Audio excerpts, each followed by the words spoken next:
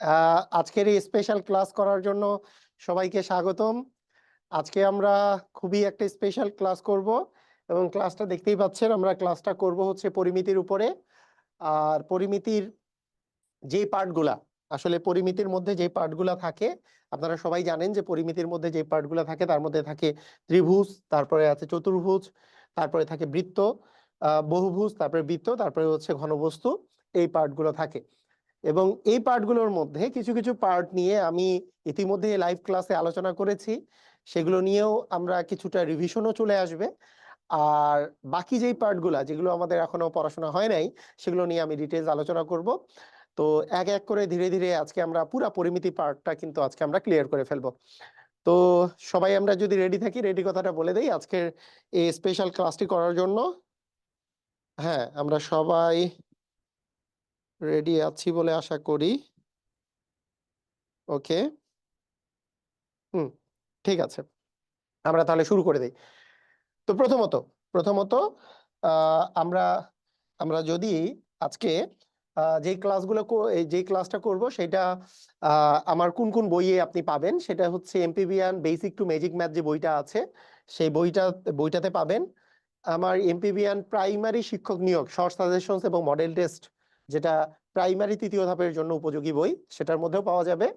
এবং এবং যারা এমপিবিয়ান 18তম শিক্ষক নিবন্ধন সাজেশনস প্রশ্ন ব্যাংক এবং মডেল টেস্ট বইটা নিয়েছেন, তার মধ্যেও পাওয়া যাবে। তো তিনটা বইয়ের মধ্যেই পাওয়া যাবে, অল ইন ওয়ান জব প্রিপারেশনও পাওয়া যাবে, চারটা বইই বলা যায় যে পাওয়া যাবে এই কোশ্চেনগুলো।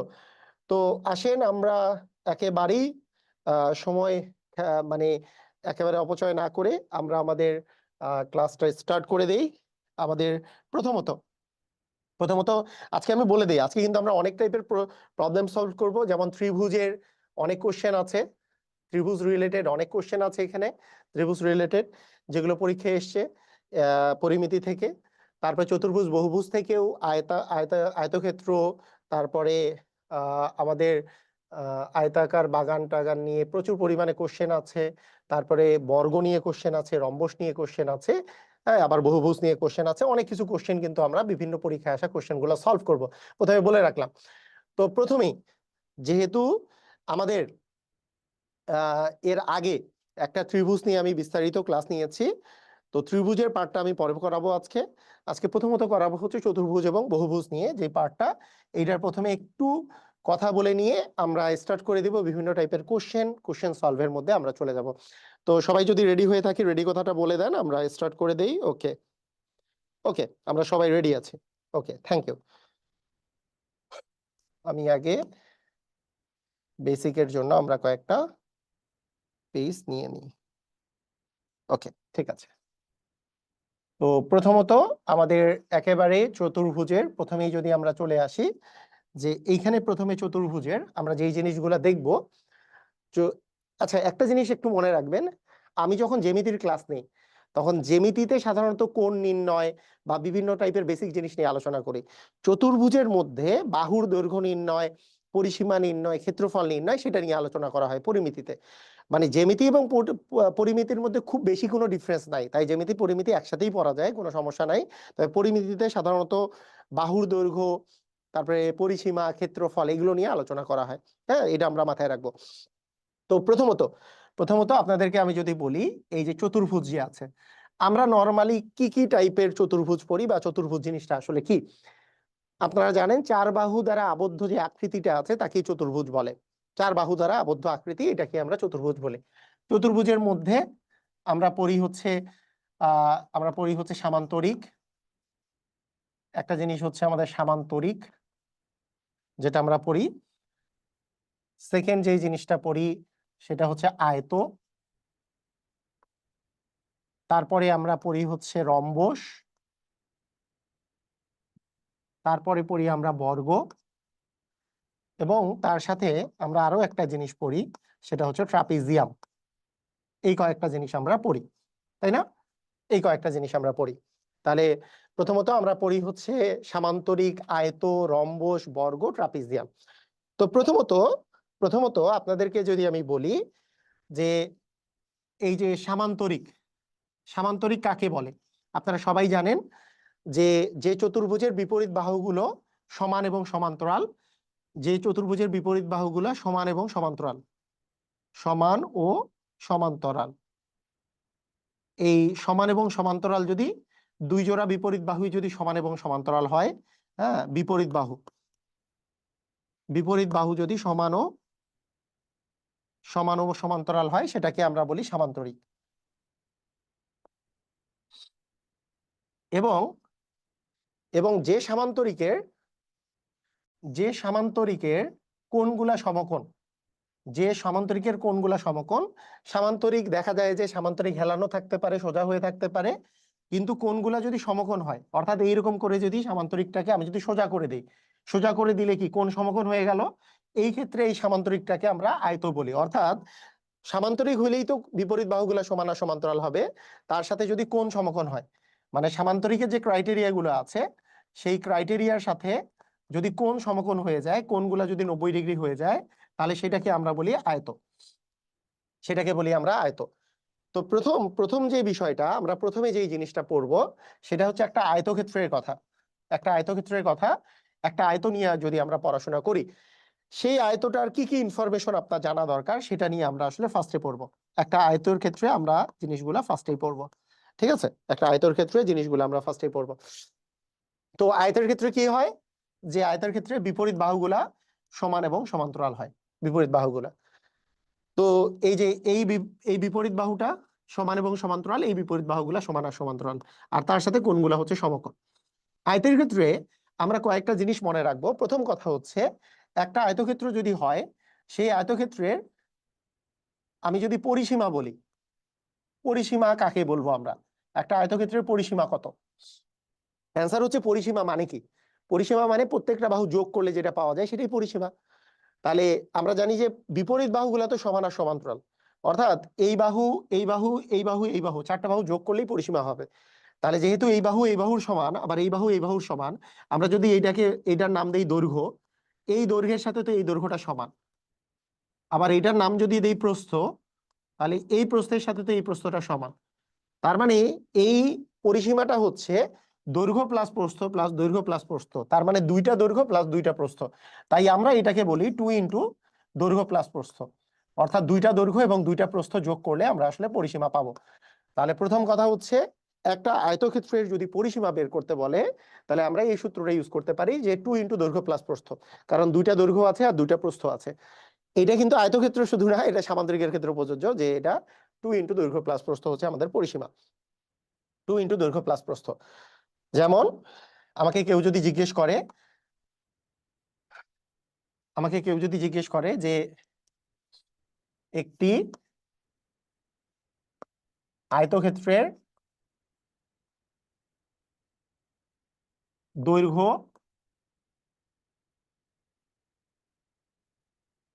10 মিটার ও প্রস্থ 8 মিটার, তাহলে পরিসীমা কত? একটু তাড়াতাড়ি ধুমধাম করে বলে দেন, তাহলে পরিসীমা কত হবে?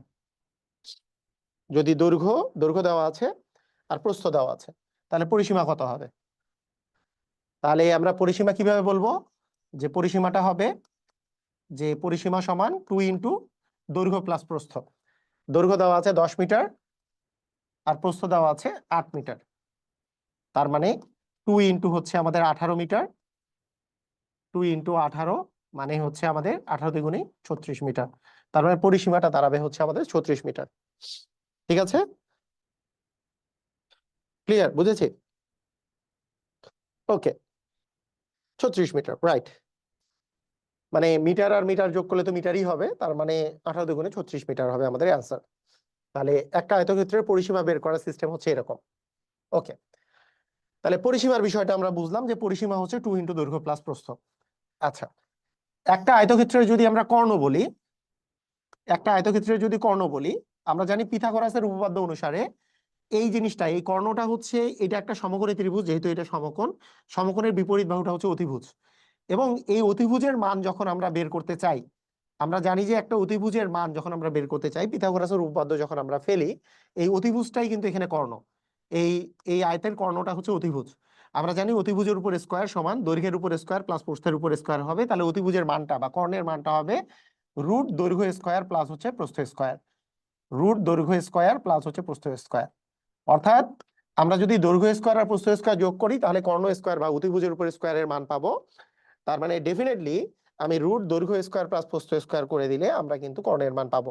যেমন আমার যদি এখানে পরিসীমা বাদ দিয়ে আমাকে যদি বলতো কর্ণ কত, কর্ণের মান কত, তাহলে এই মানটা কত আসতো?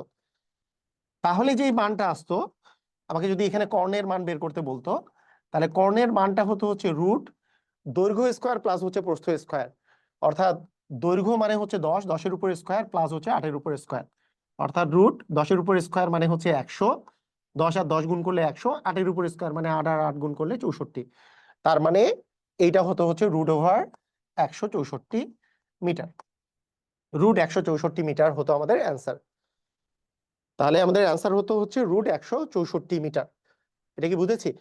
কারণ এই যে পিথাগোরাসের উপপাদ্য, পিথাগোরাসের উপপাদ্য অনুসারে অতিভুজের উপর স্কয়ার সমান বাকি দুই বাহুর উপর স্কয়ারের যোগফলের সমান। তার মানে দৈর্ঘ্যের স্কয়ার উপর স্কয়ার প্লাস প্রস্থের উপর স্কয়ার সমান হচ্ছে কর্ণের উপর স্কয়ার।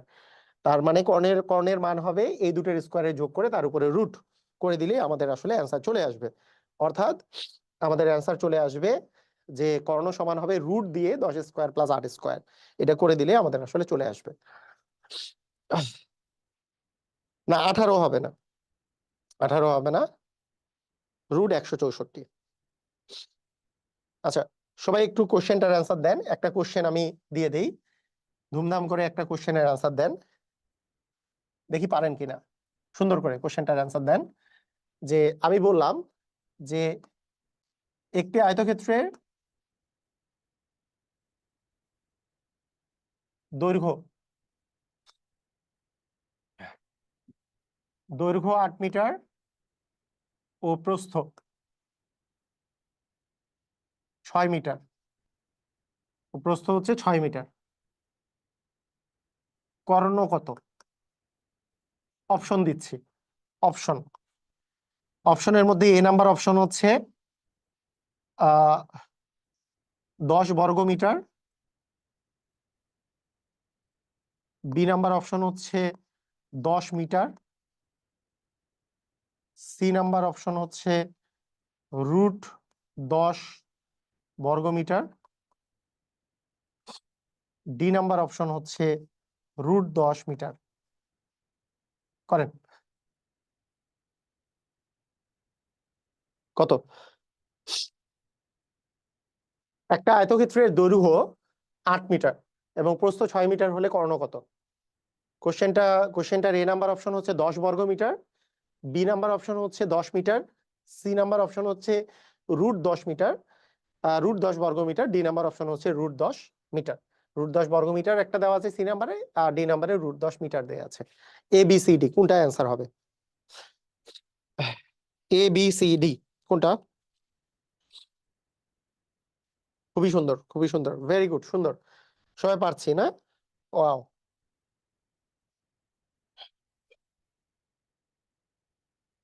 ওকে, ভেরি গুড, অসাধারণ। আমরা জানি কর্ণের মান হচ্ছে রুট রুট হচ্ছে দৈর্ঘ্য স্কয়ার প্লাস হচ্ছে প্রস্থ স্কয়ার, এবং কর্ণের মানটা হচ্ছে মিটার, তাই না? তাহলে রুট হচ্ছে 8-এর উপর স্কয়ার মানে 64, আর 6-এর উপর স্কয়ার মানে 36। 64 আর 36 যদি যোগ করি 100 হয়, 100 এর বর্গমূল করলে আমাদের 10 আসবে। তার মানে এটার অ্যান্সার হবে 10 মিটার। আমাদের বর্গমিটার তখনই আসবে যখন ক্ষেত্রফল আসবে। আমরা যখন ক্ষেত্রফল বের করব তখন এই বর্গমিটার বিষয়টা আসবে। বর্গমিটার জিনিসটা আসবে যখন ক্ষেত্রফল করব, কিন্তু আমরা যদি তখন বর্গমিটার জিনিসটা আসবে।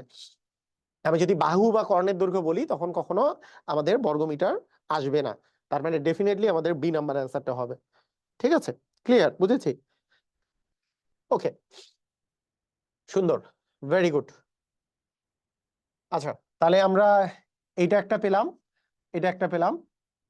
এরপরে আমরা যদি বলি আরেকটা বিষয়, সেটা হচ্ছে একটা আয়তের যদি আমরা ক্ষেত্রফল বের করতে চেষ্টা করি, একটা আয়তের ক্ষেত্রফল সমান হচ্ছে দৈর্ঘ্য গুণন প্রস্থ। দৈর্ঘ্য আর প্রস্থ গুণ করলে আমরা হচ্ছে আয়তের ক্ষেত্রফল পাবো। একটা আয়তের ক্ষেত্রফল হচ্ছে দৈর্ঘ্য আর প্রস্থ গুণ করলে আমরা ক্ষেত্রফল পেয়ে যাব। যেমন আমাকে বলা হইতো যদি একটা আয়তের দৈর্ঘ্য 10, প্রস্থ 8, তাহলে এইটার যদি আমার তার সাথে সাথে কোশ্চেন দিত ক্ষেত্রফল কত, এটার যদি ক্ষেত্রফল কত, ডেফিনেটলি আমাদের ক্ষেত্রফল বের করতাম আমরা এরকম করে, যে দৈর্ঘ্য দেওয়া আছে 10, প্রস্থ দেওয়া আছে 8, তাহলে দৈর্ঘ্য আর প্রস্থ গুণ করে এত বর্গমিটার আমাদের অ্যান্সার আসতো। অর্থাৎ এইবার আসতো 80 বর্গমিটার, কারণ মিটার আর মিটার গুণ করলে আমাদের আসবে বর্গমিটার। তার মানে ক্ষেত্রফলের একক যখন আমরা লিখবো তখন কিন্তু বর্গমিটার কথাটা লিখবো। ঠিক আছে, ক্লিয়ার, বুঝেছি? তাহলে ক্ষেত্রফল যখন আমরা লিখবো, ক্ষেত্রফল লেখার সময় অবশ্যই আমরা বর্গমিটার কথা, বর্গ জিনিসটা লিখবো, মানে বর্গ একক কথাটা লিখবো, বর্গমিটার কথাটা লিখবো। ক্লিয়ার, বুঝেছি? ওকে, তাহলে এই বিষয়টা আমরা বুঝলাম।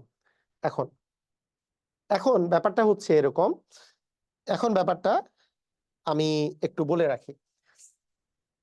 মনে করেন আপনাকে আমি বললাম যে আপনার এরকম একটা কোশ্চেন দেওয়া আছে, যে কোশ্চেনের মধ্যে বলা হয়েছে, এটা 39তম বিসিএস পরীক্ষার একটা কোশ্চেন, যে একটি আয়তক্ষেত্রের দৈর্ঘ্য দেওয়া আছে 18 সেন্টিমিটার, প্রস্থ দেওয়া আছে 10 সেন্টিমিটার। এইটি আয়তক্ষেত্রের দৈর্ঘ্য বৃদ্ধি করে যদি 25 সেন্টিমিটার করা হলে আয়তক্ষেত্রটির প্রস্থ কত হবে, প্রস্থ কত হলে ক্ষেত্রফল অপরিবর্তিত থাকবে। মানে একটা আয়তক্ষেত্র ছিল যার দৈর্ঘ্যটা, যার দৈর্ঘ্য আপনি খেয়াল করেন, যার দৈর্ঘ্যটা দেয়া আছে 18 সেন্টিমিটার আর প্রস্থ দেওয়া আছে 10 সেন্টিমিটার। আয়তক্ষেত্রের দৈর্ঘ্যটা বৃদ্ধি করে 25 সেন্টিমিটার করা হয়েছে, তাহলে প্রস্থ কত করা হলে ক্ষেত্রফল অপরিবর্তিত থাকবে। অর্থাৎ আগে যে ক্ষেত্রফলটা ছিল সেই ক্ষেত্রফল আমরা জানি দৈর্ঘ্য গুণন প্রস্থ, মানে 18 গুণন 10 হচ্ছে ক্ষেত্রফল। এখন দৈর্ঘ্যটা বেড়ে আমার দাঁড়াইছে হচ্ছে 25 সেন্টিমিটার, তাহলে প্রস্থের মান কত হইলে আমাদের আগের যে ক্ষেত্রফল, মানে আগে যে এই গুণফলটা যে ছিল এখনকার গুণফলটা এই দুটা সমান হবে, এটা আমার কাছে জানতে চেয়েছে। আবার বলি, আমরা জানি যে একটা আয়তক্ষেত্রের ক্ষেত্রফল হচ্ছে দৈর্ঘ্য গুণন প্রস্থ, একটু আগেই দেখালাম। তাহলে দৈর্ঘ্য আর প্রস্থ গুণ করলে আমরা ক্ষেত্রফল পেয়ে যাব। তাহলে আগের ক্ষেত্রফল কত ছিল, এটা ছিল দৈর্ঘ্য আর এটা ছিল প্রস্থ। তাহলে 18 আর 10 আমরা গুণ করলে কি ক্ষেত্রফল পেয়ে যাব, 18 গুণন 10, 18 গুণন 10 করলে আমরা ক্ষেত্রফল পেয়ে যাব, রাইট? আচ্ছা, এখন আয়তক্ষেত্রটার দৈর্ঘ্যটা বাড়ায় আমার কত করেছে বলেন দেখি, 25 করেছে। তাহলে এখন প্রস্থ কত করা হলে ক্ষেত্রফলটা আগেরটাই থাকবে। তার মানে ক্ষেত্রফল যে দৈর্ঘ্য গুণন প্রস্থ, এখন প্রস্থ দৈর্ঘ্য বাড়ায় যেহেতু 25 করা হয়েছে, প্রস্থের মানটা কত দিতে হবে? অ্যান্সার হচ্ছে প্রস্থ সমান হবে 18 গুণন 10 ভাগ হচ্ছে আমাদের 25। বুঝেছি, ক্লিয়ার? তাহলে আমরা যদি 5 দিয়ে ভাগ করি, 5 দ্বিগুণে হচ্ছে 10, 5 5 হচ্ছে 25, অর্থাৎ 36 ভাগ হচ্ছে 5। আমরা যদি 36 কে 5 দিয়ে ভাগ করি তাহলে কি পাবো? 36 কে 5 দিয়ে ভাগ করলে দুই ভাবে করা যায়। 36 কে 5 এইভাবে ম্যানুয়ালি ভাগ করতে পারেন, ম্যানুয়ালি ভাগ করতে পারেন যে হ্যাঁ 5 সাথে হচ্ছে 35, এখানে 1 আসলো, দশমিক দিলে একটা শূন্য পাইলাম, 5 দ্বিগুণে 10, এইভাবেও করা যায়। হ্যাঁ, যে 7.2 এভাবে করা যায়, যে 7.2। আরেকটা হচ্ছে 35 কে 2 দিয়ে ভাগ করার আরেকটা প্রসিডিওর আপনাদেরকে বলে রাখি। মনে করেন আপনার কাছে আছে 35, সরি, আপনার কাছে আছে 36, 36 কে আপনি যদি 5 দিয়ে ভাগ করেন, দেখেন 36 কে আপনি 5 দিয়ে ভাগ করতেছেন, এটা আরেকটা প্রসিডিওর হচ্ছে, নিচে 5 না থেকে যদি 10 থাকতো আপনার জন্য ভাগ করা সুবিধা হইতো, তাই আপনি উপরে এবং নিচে আপনি 10 বানানোর জন্য আপনি 2 দ্বারা গুণ করেন, কারণ নিচেরটাকে 2 দিয়ে গুণ করলে 10 হয়ে যাচ্ছে। তাহলে নিচেরটাকে 2 দিয়ে গুণ করলে 10 হইলে উপরেরটাকে 2 দিয়ে গুণ করতে হবে। তাহলে উপরেরটা হয়ে গেল 72 আর নিচেরটা হয়ে গেল 10, উপরে নিচে আমরা 2 দ্বারা গুণ করলাম। এখন কোন সংখ্যাকে 10 দিয়ে ভাগ করা তো খুবই সহজ, জাস্ট এক ঘর আগে দশমিকটা চলে আসে, তার মানে 7.2, এক ঘর আগে দশমিক চলে আসলো। মানে এই রকমের কোনো কিছুকে 5 দিয়ে ভাগ করা কিন্তু খুবই ইজি। আপনারা যে কোনো সময় যে কোনো জিনিসকে যখন আপনি 5 দিয়ে ভাগ করতে চাবেন, ধরেন আপনাকে কেউ বললো যে কোনো একটা পরীক্ষায় কোনো কোশ্চেন আসছে, ধরেন আপনার কাছে আসছে যে 41 কে আপনার 5 দিয়ে ভাগ করতে হবে কোনো পরীক্ষায়, আপনি কিভাবে চিন্তা করবেন? 41 কে 5 দিয়ে ভাগ না করে 41 গুণন 2 ভাগ 5 গুণন 2, তার মানে হয়ে গেল কত? উপরেরটা 82, নিচে আসলো 10। তার 82 কে 10 দিয়ে ভাগ করা মানে কি এক ঘর আগে দশমিক, মানে 8.2 হবে আপনার অ্যান্সার। এইভাবে করেও কিন্তু আমরা চিন্তা করতে পারি। সবাই কি ক্লিয়ার, বুঝেছেন? কোনো কিছুকে 5 দিয়ে ভাগ না করে আমরা এইভাবে করে চিন্তা করলে খুব তাড়াতাড়ি ভাগ করা যেতে পারে। ক্লিয়ার, বুঝেছি?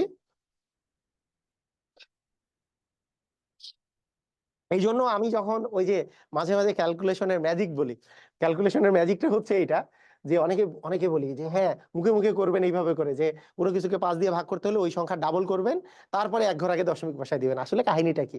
কাহিনী এটা, এগুলো কোনো ম্যাজিক না। আসলে ম্যাজিক তো আসলে বেসিক ভাবেই ম্যাজিকটা আমি শিখাই যে এটাকে ডাবল করব, তাকে এক ঘর আগে দশমিক দেবো। ডাবল করলে হয় 82, আর 82-র এক ঘর আগে দশমিক দেওয়া হলে 8.2। কাহিনী হচ্ছে এটা। হ্যাঁ, এইভাবে করে করা যেতে পারে। আচ্ছা, যাই হোক। তো এইবার এইবার আমরা চলে আসি আমরা এর পরের কোশ্চেনে। আচ্ছা, এর পরের কোশ্চেন দেখেন, আপনাদের এই টাইপের কোশ্চেন খুব বেশি পরিমাণে আসে যে একটা আয়তাকার বাগানের দৈর্ঘ্য আর প্রস্থ দেওয়া আছে, বলেছে এর ভিতর দিকে চতুর্দিকে 1 মিটার চওড়া একটা রাস্তা আছে, রাস্তার ক্ষেত্রফল কত? খুবই সুন্দর কোশ্চেন একটা। এই টাইপের কোশ্চেন কিন্তু প্রায় সময় চলে আসে। এই টাইপের কোশ্চেন ভালো করে দেখেন। এই কোশ্চেন আবার এই যে ভিতরে সীমানা দিয়ে 2 মিটার চওড়া, তারপরে বাহিরের দিকে আবার 5 মিটার চওড়া রাস্তা, আবার বাহিরের দিকে 5 ফিট চওড়া রাস্তা, এগুলা আছে। ভিতরের বাইরের দিকে এই 4 মিটার 5 মিটার চওড়া রাস্তা টাস্তা, এগুলার কিন্তু কোশ্চেন আসে। আমরা আজকে খুবই খুবই সুন্দর প্রসেসে আমরা এগুলা করব। ঠিক আছে, দেখেন ডুজুম করে ফেলবো অস্থির ভাবে, অস্থির। এটা আসছে ষষ্ঠ শিক্ষক নিবন্ধন কলেজ পর্যায়ে। খুবই মানে প্যারাবিহীন ভাবে করবো, খুবই মজা করে করবো, খেয়াল করেন, খুবই মজা। আচ্ছা, প্রথম কথা, এটা দুইটা প্রসিডিওর আছে, দুইটা প্রসিডিওর। এর প্রথমে কি দেখাবো? প্রথমে শর্টকাট দেখাই নাকি? আচ্ছা, প্রথমে শর্টকাট দেখাই নাকি, কি বলেন আপনারা? আচ্ছা, প্রথমে বেসিক দেখাই, শর্টকাট না দেখাই, প্রথমে বেসিক দেখাই। প্রথমে বেসিক নিয়ম, প্রথমে বেসিক নিয়ম, বেসিক নিয়মটা দেখাই। এটা বেসিক নিয়মটা হচ্ছে এটা যে আপনি একটা জিনিস খেয়াল করেন, একটা আমাদের আমাদের কাছে একটা আয়তাকার বাগান আছে। এই আয়তাকার বাগানটা যে আছে, এই আয়তাকার বাগানের দৈর্ঘ্য হচ্ছে 40 মিটার আর প্রস্থটা হচ্ছে 30 মিটার। রাইট, বুঝেছি। 40 মিটার আর 30 মিটার দৈর্ঘ্য আর প্রস্থ দেয়া আছে। তো বলছে এর ভিতরে 1 মিটার চওড়া একটা রাস্তা আছে। এর ভিতরে মানে এর ভিতরে একটা 1 মিটার চওড়া রাস্তা আছে, মানে চারদিকেই 1 মিটার 1 মিটার করে চওড়া আমাদের রাস্তা আছে। হ্যাঁ, দেখেন,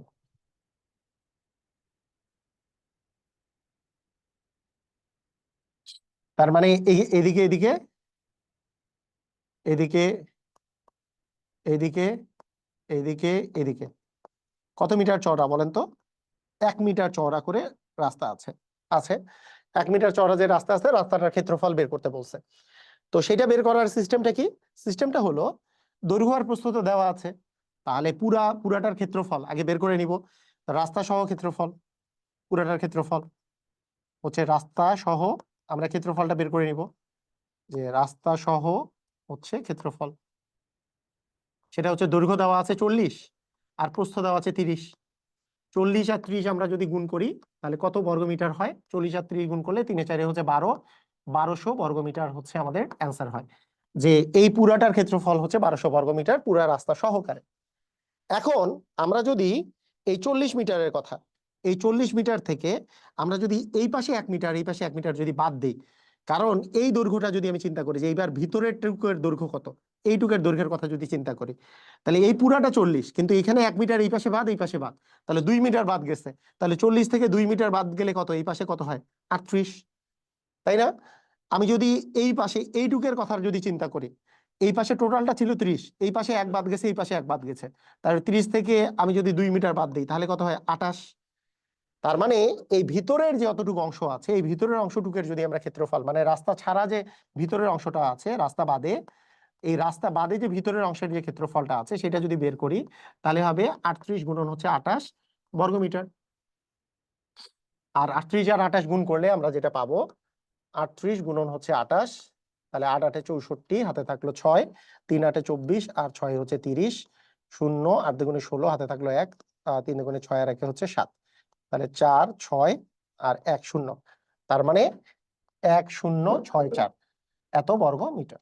ঠিক আছে, তাহলে আমি পুরো ক্ষেত্রফলটা মানে রাস্তা সহ ক্ষেত্রফলটাও পেয়েছি, আবার ভিতরের ক্ষেত্রফলটাও পেয়েছি। এখন যদি আমরা রাস্তার ক্ষেত্রফল পেতে চাই, একটা থেকে আরেকটা একটা বাদ দিলে ফল পেয়ে যাব। বন্ধ হয়ে গেছিল, নাড়া যাবে না, ওই বন্ধ হয়ে গেছে। ইয়া ইয়েটা রাস্তা সহ যদি আমরা ক্ষেত্রফল, রাস্তার ক্ষেত্রফল যদি পেতে চাই, রাস্তার ক্ষেত্রফলটা পেতে চাইলে, রাস্তার ক্ষেত্রফল পেতে চাইলে আমাদের হচ্ছে 1200 মাইনাস 1064, এটা এটা বর্গমিটার। তাহলে এটা যদি বিয়োগ করি, ঠিক আছে, হ্যাঁ 136 বর্গমিটার হচ্ছে আমাদের অ্যান্সার, তাই না? এটার অ্যান্সার হবে 136 বর্গমিটার, রাইট? বুঝেছি? এই তো কাহিনী, এটাই হচ্ছে আমাদের বেসিক নিয়ম, তাই না? এইটাই হচ্ছে আমাদের বেসিক নিয়ম। এই বেসিক নিয়ম সবাই ক্লিয়ার? এইবার এইবার আমি এইবার আমি সুপার শর্টকাট আমি দেখাবো।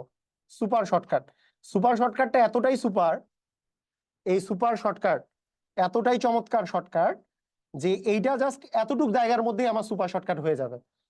মানে এতটুক জায়গার মধ্যেই আমার সুপার শর্টকাট আমি লিখে ফেলতে পারবো। এই গোটা সুপার শর্টকাটটা, এই এই অঙ্কটার সুপার শর্টকাটটা আমি জাস্ট এইখানেই করে ফেলতে পারবো। সুপার শর্টকাটটা হচ্ছে এটা, যদি যদি একটা রাস্তা মানে এরকম যদি একটা, এরকম যদি একটা আমার কাছে বাগান থাকে বা কোনো একটা মাঠ থাকে, তার ভিতরে যদি কোনো রাস্তা থাকে বা যে কোনো কিছু যদি থাকে, তাহলে ওই রাস্তাটার যদি আমাদের ক্ষেত্রফল বের করতে বলে ভিতরে যদি থাকে, তাহলে এই মানে পুরাটার যে দেওয়া ছিল, প্রথমে দৈর্ঘ্য দেওয়া ছিল আর প্রস্থ দেওয়া ছিল, এই দৈর্ঘ্য প্রস্থ আর এই যে প্রশস্ত যে দেওয়া ছিল যে রাস্তাটা, এই যেই প্রশস্তটা দেওয়া থাকবে তার দ্বিগুণ নিব। প্রথমে আমাদেরকে দৈর্ঘ্য আর প্রস্থ আমরা যোগ করব, দৈর্ঘ্য আর প্রস্থ যোগ করে এর দ্বিগুণ আমরা বিয়োগ করব। এই যে 1 মিটার যে আছে তার দ্বিগুণ আমরা বিয়োগ করব। দ্বিগুণ বিয়োগ করার পরে পুরাটাকে আমরা 2 দিয়ে আমরা গুণ করে দেব, পুরাটাকে আমরা 2 দিয়ে গুণ করে দেব। মানে কি দিয়ে 2 দিয়ে গুণ করব মানে কি, এইখানে যে মানটা আছে এই মানটা দিয়ে আমি আবার এখানে আমরা গুণ করে দিব। অর্থাৎ কি রকম আমি বলে দিচ্ছি, দেখেন এখানে যদি 2 থাকে তাহলে এই যে 40 আর 30 হচ্ছে 70, 70 থেকে 2 বিয়োগ করলে হবে হচ্ছে 68, আর 2 গুণন 68 করলে হবে 8 দ্বিগুণে 16, 6 হাতে থাকলো 1, আর 6 দ্বিগুণে 12, আর 1 হচ্ছে 13, তার মানে 136 বর্গমিটার আমাদের অ্যান্সার হবে। যারা বুঝেন নাই বিষয়টা বুঝেন, ভালো করে বুঝে নেন। যারা বুঝেন নাই বিষয়টা ভালো করে বুঝে নেন, সুপার শর্টকাটটা একটু বুঝে নেন কিরকম। এর পরেরটাতে আমরা একটু সুপার শর্টকাটটা ইউজ করি, সুপার শর্টকাটটা একটু ইউজ করি, তাহলেই বুঝতে পারবেন। দেখেন ভালো করে বুঝেন, যারা এখনো সুপার শর্টকাটটা বুঝেন নাই তারা তারা একটু বুঝে নেন।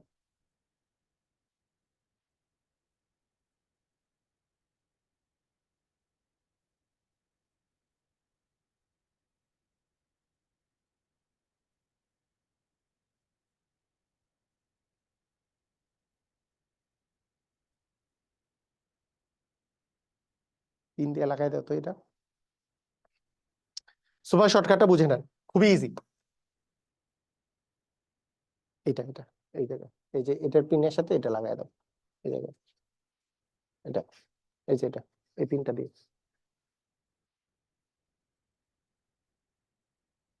কিরকম দেখেন, যে এখানে বলা হয়েছে দৈর্ঘ্য, দৈর্ঘ্য দেওয়া আছে 80, প্রস্থ দেওয়া আছে হচ্ছে 30, আর এখানে দুই পাশ দিয়ে 2 মিটার, 2 মিটার আছে হচ্ছে চওড়া হচ্ছে রাস্তা।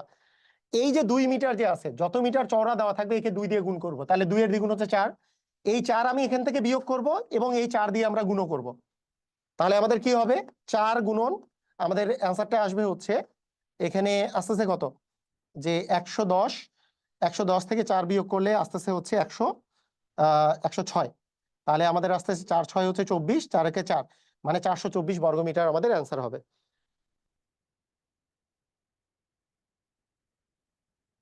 এটা কি বোঝা গেল?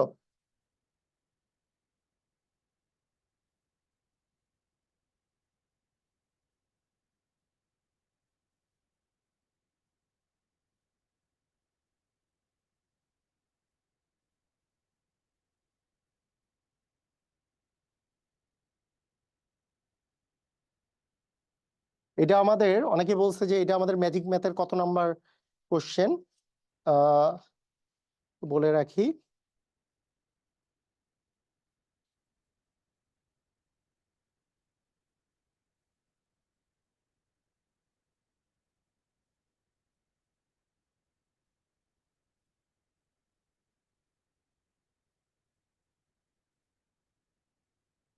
এই কোশ্চেনটা হচ্ছে আমাদের ম্যাজিক ম্যাথ বইয়ের 34 নাম্বার কোশ্চেন, 563 পেজের। আচ্ছা, বুঝেছেন? ক্লিয়ার? আর যদি বেসিক নিয়মে করেন,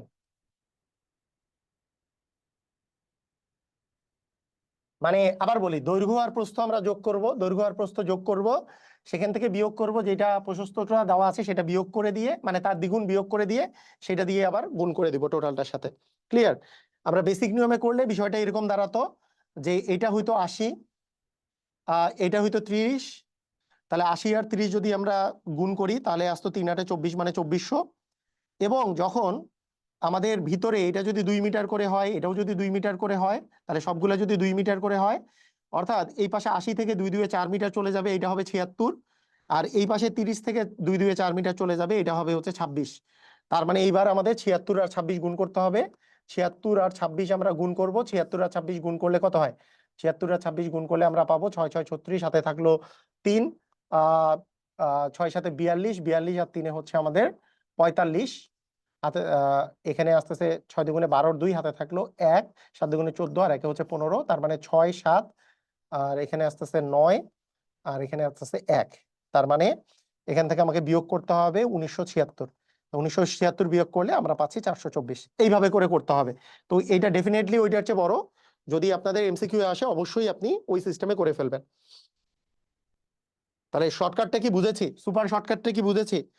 যারা সুপার শর্টকাট কি বুঝেছি, সবাই সুপার শর্টকাট বুঝেছি? যদি সুপার শর্টকাট না বুঝেন, সুপার শর্টকাটটা আমি লিখে দিচ্ছি। দৈর্ঘ্য যোগ প্রস্থ মাইনাস 2 ইন্টু চওড়া, চওড়া যত দেওয়া থাকবে তার দ্বিগুণ, এই দ্বিগুণটা আমরা বিয়োগ করব, এবং 2 ইন্টু চওড়াটাই দিয়েই টোটালটাকে আমরা গুণ করে দিব। এই 2 ইন্টু চওড়ার যে মানটা আছে সেটা দ্বারা টোটালটাকে আমরা গুণ করে দিব। এটাই হচ্ছে আমাদের সুপার শর্টকাট। ক্লিয়ার? বুঝেছি? আমরা এই যে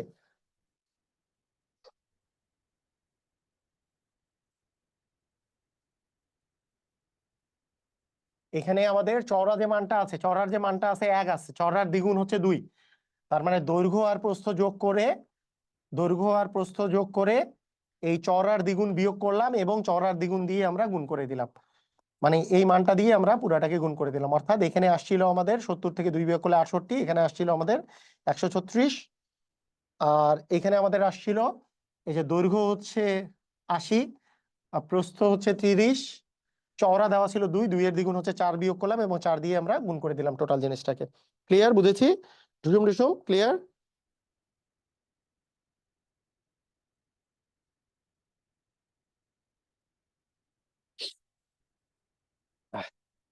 ওকে, এবার আসেন। এইবার হ্যাঁ, এইবার আমরা যদি বলি, এবার আমরা যদি বলি যে একটি আয়তাকার বাগানের দৈর্ঘ্য এবং প্রস্থ দেওয়া আছে, এর চারদিকে, এর চারদিকে 4 মিটার চওড়া একটা রাস্তা আছে, এইটার ক্ষেত্রফল কত? এখন এইখানে এইটার চারদিকে বলতে বুঝাইছে এর বাইরে আমাদের চারদিকে আমাদের আসলে 5 মিটার চওড়া রাস্তা আছে। বলেন দেখি, এর বাইরে যদি 5 মিটার চওড়া যদি আমাদের রাস্তা থাকে, এর বাইরে যদি 5 মিটার চওড়া যদি আমাদের রাস্তা থাকে, আপনাদের কাছে জানতে চাই তাহলে ক্ষেত্রফলটা কি হবে? ধুমধাম করে একটু আমাকে বলে দেন। হ্যাঁ, ধুমধাম করে সুন্দর করে বলে দেন। মানে এইবার কথাটা কিছু বলে দেয় নাই, মানে বাইরে আছে, বাইরে চারদিকে, এটার ভিতরের দিকে আর নাই।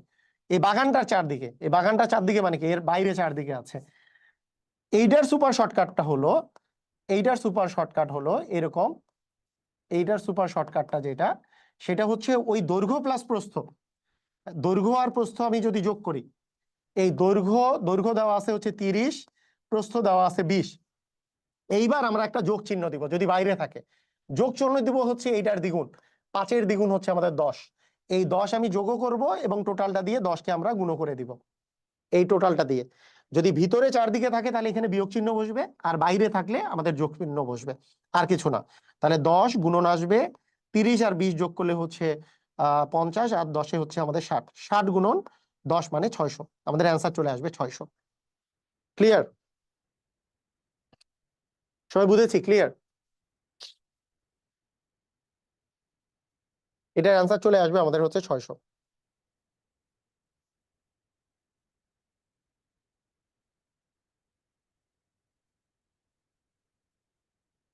80 ফিট, এটা এটা আছে 80 ফিট এবং 70 ফিট। একটি বাগানের বাইরে চতুর্দিকে 5 ফিট চওড়া একটা রাস্তা আছে, রাস্তাটার ক্ষেত্রফল বের করতে বলেছে। তাহলে আমরা দিব 80 ফিট প্লাস 70 ফিট প্লাস দিব, যেহেতু বাইরে চারদিকে, তাহলে 5-এর দ্বিগুণ দিব, 10 দিয়ে 10 যোগ হবে, আবার পুরাটাকে 10 দিয়ে গুণ হবে। তাহলে 80 80 আর 70 যোগ করলে 150, 150-এর সাথে 10 যোগ করলে হবে 160। তাহলে 160 গুণন 10 মানে আমাদের 1600 হবে অ্যান্সার। তার মানে 1600 বর্গফুট আমাদের অ্যান্সার হবে। ক্লিয়ার? বুঝেছি? অস্থির? পারা যাবে? ধুমধুম ঢিসুম ঢিসুম? ক্লিয়ার হইছি? সবাই পারবো?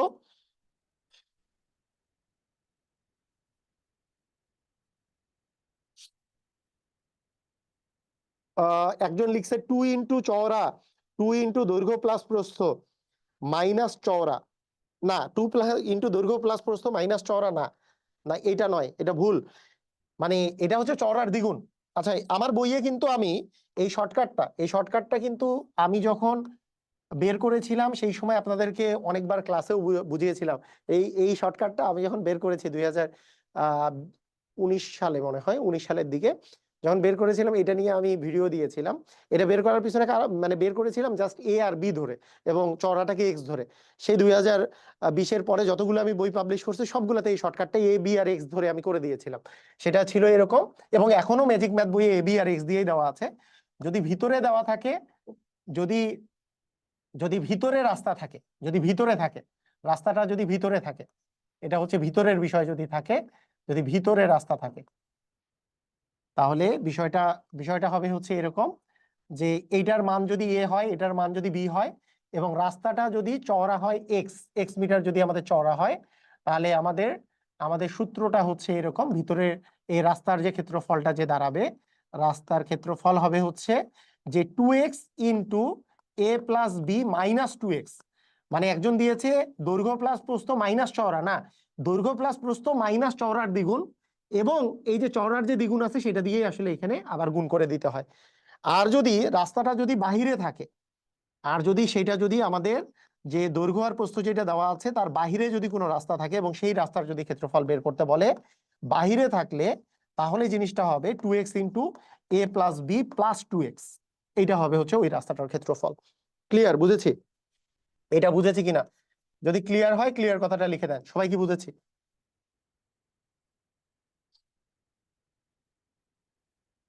আপনাদের কাছে মাথায় আসতে পারে যে স্যার আপনি সূত্রটা কিভাবে করে তৈরি করলেন। সূত্রটা তৈরি করা কিন্তু খুবই ইজি, আপনি বাসায় বসেও সূত্র তৈরি করতে পারেন। আপনাদেরকে সূত্রটা তৈরি করার একটা সিস্টেম বলে দেই। সূত্রটা তৈরি করা খুবই ইজি। মজার ব্যাপার হচ্ছে যে আপনি এ আর বি এটাকে যদি এক্স ধরেন, তাহলে এইটা একটা আয়তক্ষেত্র, আয়তক্ষেত্রের ক্ষেত্রফল হবে হচ্ছে দৈর্ঘ্য গুণন প্রস্থ, তাহলে এইটুকের ক্ষেত্রফল হচ্ছে এ ইন্টু বি। আবার এইটার যখন আপনি দৈর্ঘ্য নিবেন, এইটার দৈর্ঘ্য হয়ে যাবে, এই পাশ থেকে এক্স বাদ যাবে, এই পাশ থেকে এক্স বাদ যাবে, এ মাইনাস 2x। আর এই পাশের প্রস্থটার মান হয়ে যাবে বি মাইনাস 2x। এই এ মাইনাস 2x আর বি মাইনাস 2x হচ্ছে ছোট যে আয়তক্ষেত্র সেটার ক্ষেত্রফল। এ মাইনাস 2x আর বি মাইনাস 2x এই দুটো যদি গুণ করেন একটা মান পাওয়া যাবে, এবি থেকে ওই মানটা বিয়োগ করলে এই মানটা চলে আসে। সবচেয়ে মজার ব্যাপার এটা, এই মানটা যেহেতু চলে আসে সেইখান থেকে এই শর্টকাটটা দেওয়া। এমন কোনো কঠিন বিষয় না, এটা কোনো রকেট সায়েন্স নাই এখানে। জাস্ট আপনি এ বি ধরে, এটাই হচ্ছে এইটাই হচ্ছে সবচেয়ে মজার ব্যাপার, এটাই হচ্ছে বীজগণিতের কেরামতি। আপনার বীজগণিত আসছে যে কোনো জিনিসকে সহজ করে ফেলার জন্য। যে একই টাইপের আপনি এই যে বীজগণিতে এ আর বি ধরে আমি যে করলাম, এ আর বি ধরে এই টাইপের সূত্র আবিষ্কার করা যায়। এই সূত্রটা আবিষ্কার করে আপনি এই শর্টকাট গুলো আবিষ্কার করতে পারবেন যে হ্যাঁ, তাহলে আমি যে কোনো ক্ষেত্রে আমি এই শর্টকাটটা আমি আবিষ্কার করতে পারি। যে আমি যদি এ ধরি, ওটা বি ধরি, বাইরে যদি হয় এ প্লাস এক্স, এ প্লাস 2x আর বি প্লাস 2x, তারপরে ওইটার গুণফল থেকে আমি বিয়োগ করে দিলাম। কথা কি বুঝেছি? এটা আপনি নিজেও করতে পারেন, কিন্তু আপনাদেরকে স্টাডি করতে হবে যে হ্যাঁ, এক্স দিয়ে বা এ আর বি দিয়ে, এটাই হচ্ছে বীজগণিতের কেরামতি, যে বীজগণিত দিয়ে আপনি এই সূত্রগুলো আবিষ্কার করে ফেলতে পারেন। ঠিক আছে? ওকে, আসেন এইবার এইবার আমরা চলে আসি আমাদের এর পরের পার্টে, পরের কোশ্চেনের মধ্যে। পরের কোশ্চেন যেটা আছে, এইটা কোশ্চেনটা আছে হচ্ছে বর্গক্ষেত্র নিয়ে। তো বর্গক্ষেত্র নিয়ে আমরা চলে আসব। খেয়াল করেন, সবাই সবাই খেয়াল করেন বর্গক্ষেত্রের বিষয় নিয়ে। তো বর্গক্ষেত্রের কি কি বিষয় আপনার জানা উচিত? বর্গক্ষেত্র সম্পর্কে কোন কোন বিষয়গুলো আপনার জানা উচিত? একটা বর্গক্ষেত্র, একটা বর্গক্ষেত্র মনে করেন আপনার কাছে আছে। এই বর্গক্ষেত্রটার হ্যাঁ, হোসনা বলেছে 2 ইন্টু চওড়া ইন্টু দৈর্ঘ্য প্লাস প্রস্থ মাইনাস 2 ইন্টু চওড়া, এটা হচ্ছে ভিতরে থাকলে, আর বাইরে থাকলে 2 ইন্টু চওড়া ইন্টু হচ্ছে দৈর্ঘ্য প্লাস প্রস্থ প্লাস 2 ইন্টু চওড়া। হ্যাঁ ওইটা ঠিক আছে, ওকে, ভেরি গুড, সুন্দর। আচ্ছা দেখেন, একটা বর্গক্ষেত্র হচ্ছে এমন জিনিস যার চারটা বাহুই হচ্ছে সমান, চারটা বাহু সমান, এবং প্রতিটা কোণ হচ্ছে সমকোণ করে, প্রতিটা কোণ হচ্ছে সমকোণ। এখন কথা হচ্ছে একটা বর্গক্ষেত্রের যে একটা বাহু যদি এ হয়, তাহলে প্রত্যেকটা বাহু এ, কারণ সবগুলা বাহু যেহেতু সমান, তাহলে আমরা বলতে পারি বাহুর দৈর্ঘ্য যদি আমরা এ চিন্তা করি, বাহুর দৈর্ঘ্যকে যদি আমরা এ চিন্তা করি, তাহলে একটা বর্গক্ষেত্রের পরিসীমার মান কত, একটা বর্গক্ষেত্রের পরিসীমা কত? তাহলে ডেফিনেটলি এ কে আমরা 4 দিয়ে গুণ করব, কারণ পরিসীমা মানে চারটা বাহুর যোগফল। তাহলে এ এ এ এ চারটা এ যোগ করলে হয় হচ্ছে 4a, তার মানে ডেফিনেটলি আমাদের পরিসীমা হচ্ছে 4a, কোনো সন্দেহ নাই। ঠিক আছে, ক্লিয়ার, বুঝেছি, ওকে, রাইট, সুন্দর। বিথিও সুন্দর অ্যান্সার দিয়েছে, সুন্দর।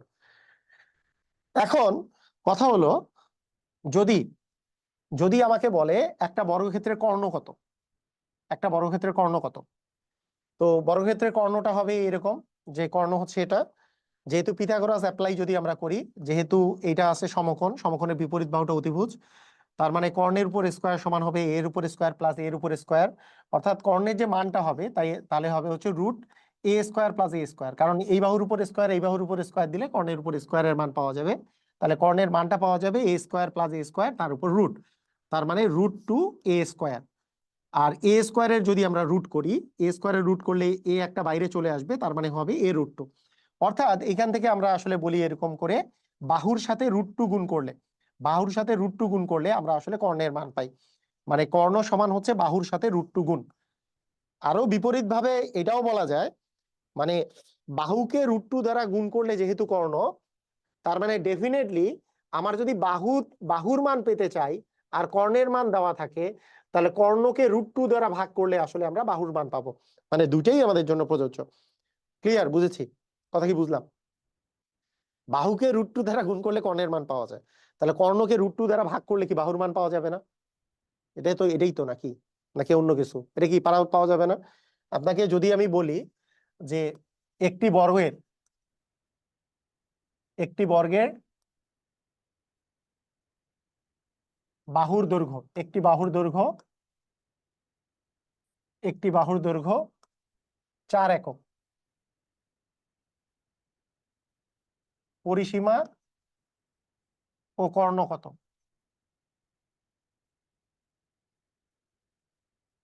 পরিসীমা ও কর্ণ কত?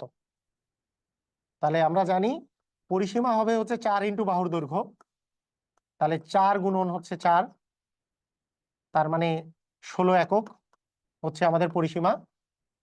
আর কর্ণের মান হবে জাস্ট বাহুর দৈর্ঘ্যকে আমরা রুট টু দ্বারা গুণ করবো, বাহুর দৈর্ঘ্য যেহেতু 4 দেওয়া আছে, 4 গুণন রুট টু একক, তার মানে 4 ইন্টু রুট টু হবে 4 রুট টু একক।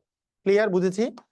তার মানে পরিসীমা করার জন্য 4 দিয়ে আমাকে গুণ করতে হবে, 4 দিয়ে 4কে গুণ করলে হচ্ছে 4 4 16, আর কর্ণ বের করার জন্য রুট টু দ্বারা গুণ করতে হবে, যে বাহুর দৈর্ঘ্যটা আছে তাকে রুট টু দ্বারা গুণ করতে হবে। এই তো কাহিনীটা, এটা কি বুঝেছি? সবাই কি বুঝেছি কথাটা? মানে যে কোনো একটা বাহুর দৈর্ঘ্য, ধরেন আপনাকে বাহুর দৈর্ঘ্য দেওয়া আছে, একটা বাহুর দৈর্ঘ্য দেওয়া আছে হচ্ছে 5 একক, তাহলে এইটার এটার কর্ণের মানটা কত হবে, বা পরিসীমার মান হবে 4 ইন্টু 5 একক, মানে 4 গুণ, তার মানে 4 5 20 একক। আর কর্ণের মান কি হবে, 5 একক দেওয়া আছে, 5 এর সাথে রুট টু গুণ করবো, 5 রুট টু একক। বুঝেছি কিনা? Is it clear? যদি 5 একক দেওয়া থাকতো তাহলে 5 ইন্টু রুট টু, মানে যত মান দেওয়া থাকবে তাকে রুট টু দ্বারা গুণ করব। প্রমাণ করে দিচ্ছি, কারো কারো প্রমাণ মাথার উপর দিয়ে যাচ্ছে, দরকার নাই, ভুলে যান, প্রমাণ ভুলে যান, যে এইটা জাস্ট পিথাগোরাসের উপপাদ্য। তো পিথাগোরাসের উপপাদ্য কি বলে, কর্ণের স্কয়ার মানে অতিভুজের উপর স্কয়ার সমান এই বাহুর স্কয়ার প্লাস এই বাহুর স্কয়ার, যেহেতু এটা তো সমকোণ, বর্গের তো প্রত্যেকটাই সমকোণ, তাহলে এটার স্কয়ার যোগ করলে এটার উপর স্কয়ার পাওয়া যাবে। তাহলে আমার এইটার মানটা হবে তাহলে কত, এটার স্কয়ার তার উপর রুট, এ স্কয়ার যোগ করলে 2 স্কয়ার, রুট করে দিলে এ স্কয়ার রুট করলে এ, আর রুট টু এর তো রুট টুই বাইরে আসছে, বাহু ইন্টু রুট টু। ভুলে যান, বুঝি নাই আমি, তো কি হয়েছে, অঙ্ক করবো না, পরীক্ষায় পারবো না? পারবো। আপনি জাস্ট এইটুকুই মনে রাখেন যে বাহুর দৈর্ঘ্য দেওয়া থাকলে 4 দ্বারা গুণ করে দিব, তাহলে পরিসীমা পাবো, পরিসীমা দেওয়া থাকলে 4 দিয়ে ভাগ করে দিলে বাহুর দৈর্ঘ্য পাবো। মনে করেন মানে মেইন কথা, আপনাদের তো এমন না যে আপনি বুঝেন নাই জন্য আপনি পরীক্ষার খাতায় লিখে আসবেন না। মনে করেন বাহুর দৈর্ঘ্য যেটা দেওয়া থাকবে, বাহুর দৈর্ঘ্য থেকে আমি যদি পরিসীমা বের করতে চাই, তাহলে পরিসীমা বের করতে চাইলে কি 4 ইন্টু বাহুর দৈর্ঘ্য দিয়ে দিব, শেষ। বর্গের ক্ষেত্রে যদি আমাদের বর্গ থাকে, বর্গের ক্ষেত্রে 4 ইন্টু বাহুর দৈর্ঘ্য দিলে আমরা পরিসীমা পেয়ে যাব। পাবো কি পাবো না? পাবো। আবার বাহুর দৈর্ঘ্য থেকে আমি যদি কর্ণ পেতে চাই, বাহুর দৈর্ঘ্য থেকে যদি আমরা কর্ণ পেতে চাই, তাহলে অবশ্যই √2 কে বাহুর দৈর্ঘ্য দ্বারা গুণ করব, বাহুর দৈর্ঘ্যকে √2 দ্বারা গুণ করব। যে বাহুর মানটা দেওয়া থাকবে তাকে √2 দ্বারা গুণ করবো, তাহলে কর্ণ পেয়ে যাব। মনে রাখলাম এইটাই। কিন্তু উল্টা যদি হয় যে আমি কর্ণেরই মান দেওয়া আছে, বাহুর মান চাচ্ছি, তাহলে কি এই √2টা এই পাশে আসলে ভাগ হয়ে যাবে। তার মানে আমাদের বাহুর দৈর্ঘ্য যদি আমার পেতে চাই, কর্ণের মান দেওয়া থাকে, তাহলে কর্ণকে আমরা √2 দ্বারা ভাগ করব। √2 দ্বারা ভাগ করলে আমরা বাহুর দৈর্ঘ্য পাবো। রাইট? বুঝেছি? ক্লিয়ার? ওকে, জিনিস এটাই। আসেন আমরা আগে দেখি, একটি বর্গক্ষেত্রের বাহুর দৈর্ঘ্য এক্স, এক্স একক হলে এর কর্ণের দৈর্ঘ্য কত? 11তম শিক্ষক নিবন্ধন স্কুল 2 পর্যায়ে আসছে। একটু বলেন, অ্যান্সার বলেন, কত দিয়ে গুণ করব? যদি বাহুর দৈর্ঘ্য দেওয়া থাকে, কর্ণের মান বের করতে বলে, আমাদেরকে কি বলেছি? √2 দ্বারা গুণ করব, তার মানে এক্স √2 হবে আমাদের অ্যান্সার। যেহেতু বাহুর মান দেওয়া আছে, বাহুর মান দেওয়া আছে এক্স, তাহলে কর্ণের মান হবে, তাকে √2 দ্বারা গুণ করব, এক্স এর সাথে আমরা √2 গুণ করে দিব, তাহলে আমাদের হয়ে যাবে এক্স √2। ক্লিয়ার? বুঝেছি? সবাই বুঝলাম? আমি জানতে চাই সবাই কি বুঝেছি?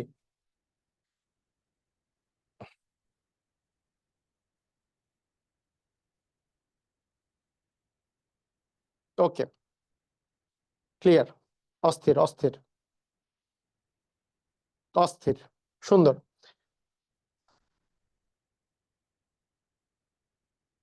আসেন এরপরের কোশ্চেনে চলে আসি।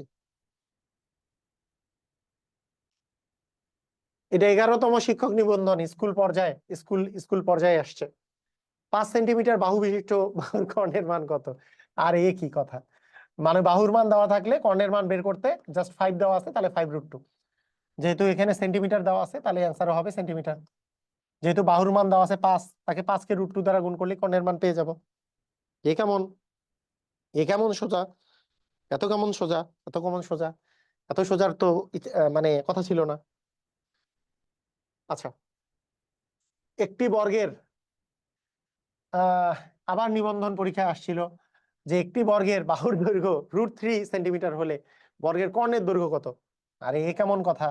বাহুর দৈর্ঘ্য দেওয়া আছে √3, তাহলে কর্ণের মান হবে √3 গুণন √2, কারণ কর্ণের মান তো বাহুর দৈর্ঘ্যকে √2 দ্বারা গুণ করব। তাহলে দুইটাই আছে রুট, রুটের ভিতরে 3 আর 2 গুণ করলে হবে কি? 3 আর 2 গুণ করলে আমাদের হবে √6।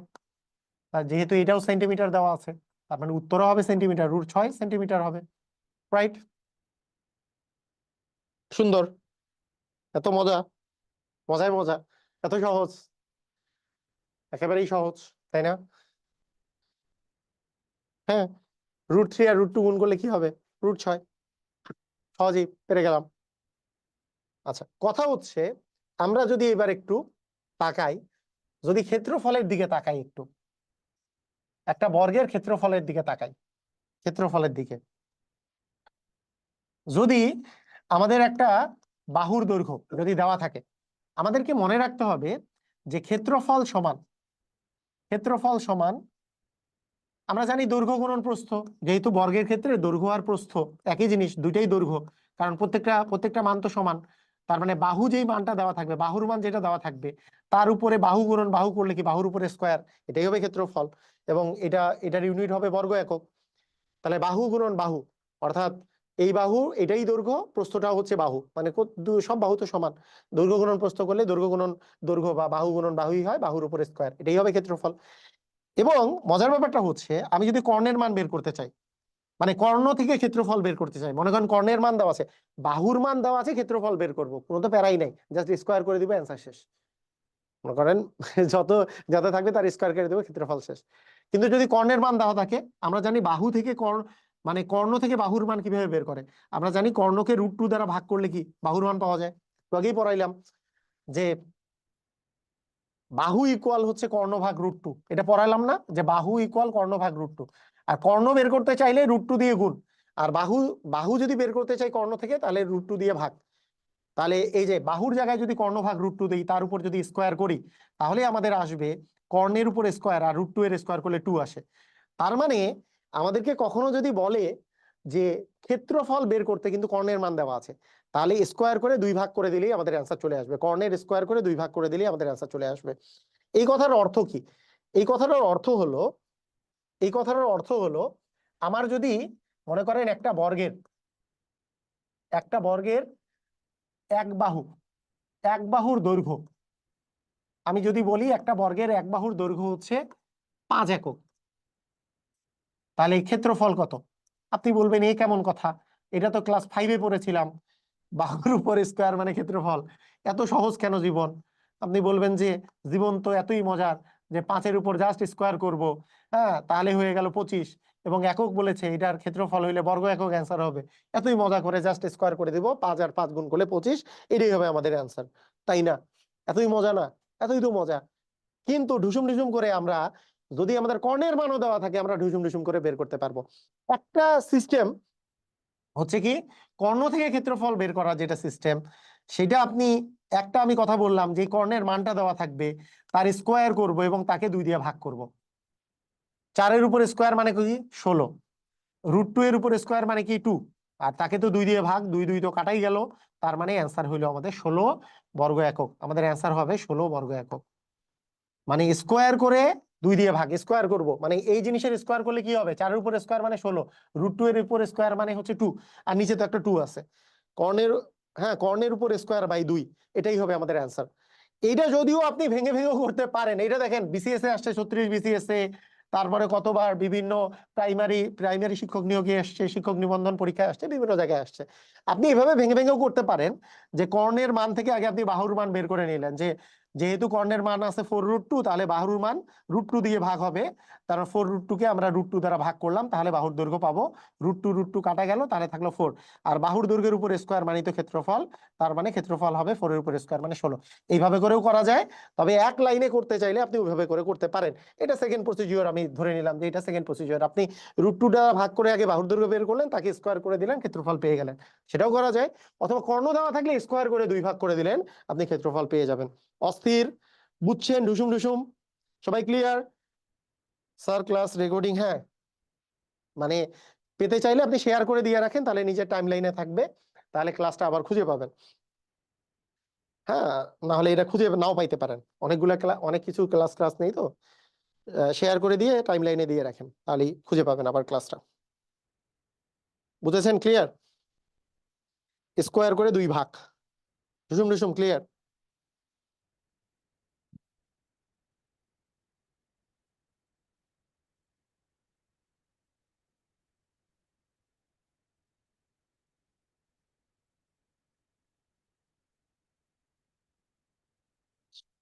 ওকে, ঢুসুম ঢুসুম তো করে ফেলেন। বর্গক্ষেত্রের কর্ণের মান দেওয়া আছে ক্ষেত্রফল বের করতে। 11তম শিক্ষক নিবন্ধন পরীক্ষায় এসছে।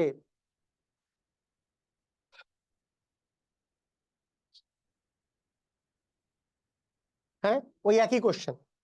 কি বলবো, কর্ণের মান যদি দেওয়া থাকে, জাস্ট আমরা ক্ষেত্রফল কেমনে বের করব, ক্ষেত্রফল বের করার সিস্টেম হচ্ছে, হ্যাঁ, জাস্ট আমরা কর্ণের মানকে স্কোয়ার করে তাকে 2 দিয়ে ভাগ করে দিব।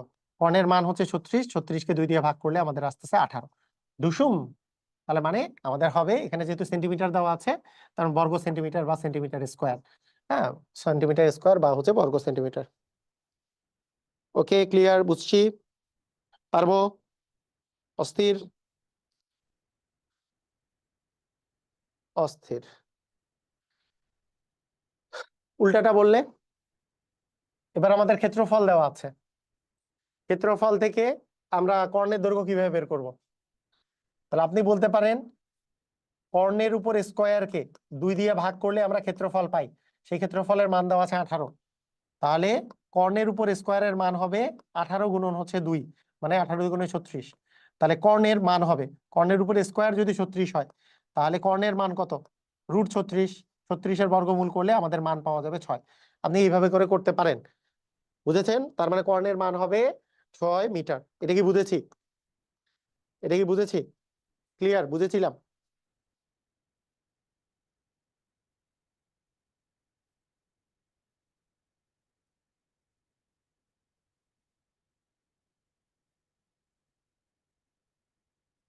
স্যার আপনার বাড়ি কি কুমিল্লায়? না, আমার বাড়ি কুমিল্লায় না, আমি থাকি ঢাকায়। আমার বাসা, আমার বাড়ি হচ্ছে পঞ্চগড়, রংপুর জেলায়, রংপুর বিভাগ, স্যার রংপুর জেলায় বলছে, পঞ্চগড়, পঞ্চগড় জেলা, রংপুর বিভাগ।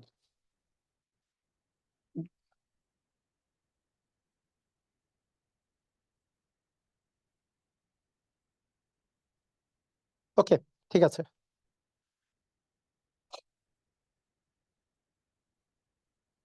আচ্ছা, তাহলে একটি বর্গক্ষেত্রের ক্ষেত্রফল দেওয়া আছে, তাহলে সেখান থেকে কিন্তু আমরা কর্ণের দৈর্ঘ্য বের করে ফেলতে পারি। হ্যাঁ, কর্ণের দৈর্ঘ্য বের করে ফেলতে পারি। তাহলে আমাদের এই যে এইটা কি অন্যভাবে করতে পারি না? অন্যভাবে করা যেতে পারে। আপনি অন্যভাবে করতে পারেন কিভাবে? আপনি বলতে পারেন যে ঠিক আছে, আমার যে ক্ষেত্রফল দেওয়া আছে, আমরা জানি ক্ষেত্রফল দেওয়া আছে হচ্ছে এখানে 18। তাহলে আমরা জানি বাহুর উপর বর্গ করলে আমাদের পাওয়া যাবে হচ্ছে আমাদের 18, কারণ ক্ষেত্রফল মানে বাহুর উপর স্কয়ার। তার মানে সেখান থেকে বাহুর মান পাওয়া যাবে, বাহুর দৈর্ঘ্য পাওয়া যাবে হচ্ছে আমাদের √18। এইভাবে করা যেতে পারে। এবং বাহুর মান যেটা দেওয়া থাকে সেখান থেকে আমরা জানি কর্ণের মান বের করতে চাইলে √18-কে আমরা হচ্ছে √2 দ্বারা ভাগ করব, কারণ কর্ণ আহ মানে √2 দ্বারা আমরা গুণ করব, সরি, √18-কে আমরা √2 দ্বারা গুণ করব। বাহু থেকে আমি যদি কর্ণ পেতে চাই √2 দ্বারা গুণ করব। তার মানে 18 × 2, যদি এটার ভিতরে আনি 18 গুণে হবে 36, 36-এর রুট করলে আসবে আমাদের 6। এইভাবে করে ডিটেলস ভাবে করা যেতে পারে, কিন্তু তার চেয়ে অনেক সহজ হচ্ছে আমাদের কর্ণের মানের ওই সূত্রটা ইউজ করা। সেটা কি? কর্ণের উপর স্কোয়ারকে 2 দিয়ে ভাগ করলেই তো ক্ষেত্রফল পাওয়া যায়। যেহেতু ক্ষেত্রফল দেওয়া আছে 18, তার মানে কর্ণের উপর স্কোয়ার, যেহেতু কর্ণের মান বের করতে বলছে, কর্ণের উপর স্কোয়ার/2 মানে হচ্ছে 18। সেখান থেকে আমরা বলবো কর্ণের উপর স্কোয়ারের মান হচ্ছে 18 গুণে হচ্ছে আমাদের 36। 18 গুণে কত? 18 গুণে হচ্ছে 36। তার মানে এখান থেকে আমরা কর্ণের মানটা পেয়ে যাব, 36-এর রুট করলে আমাদের আসবে 6। ক্লিয়ার? বুঝেছি?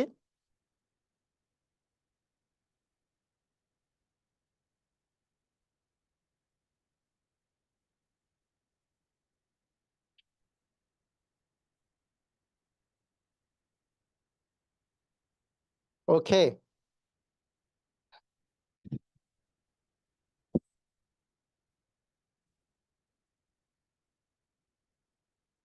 ওকে, আচ্ছা ঠিক আছে।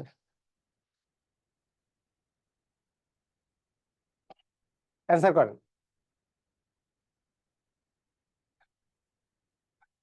অ্যান্সার করেন। একটি বর্গের কর্ণের দৈর্ঘ্য হচ্ছে 6√2 হলে উহার পরিসীমার অর্ধেক কত?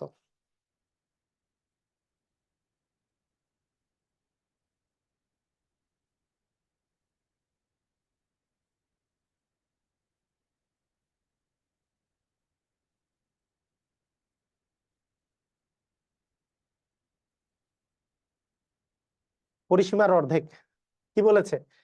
কর্ণের দৈর্ঘ্য দেওয়া আছে, কর্ণ থেকে বাহুর দৈর্ঘ্য করে 4 দিয়ে গুণ করলে পরিসীমা পাওয়া যায়।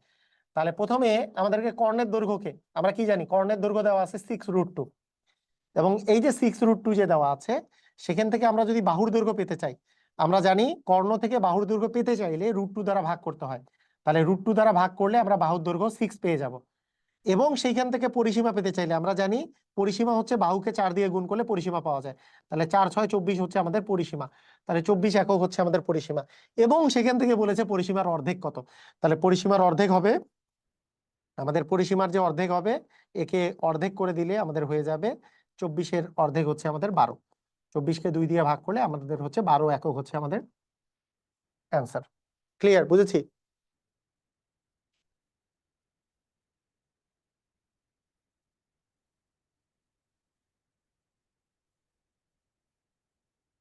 ওকে,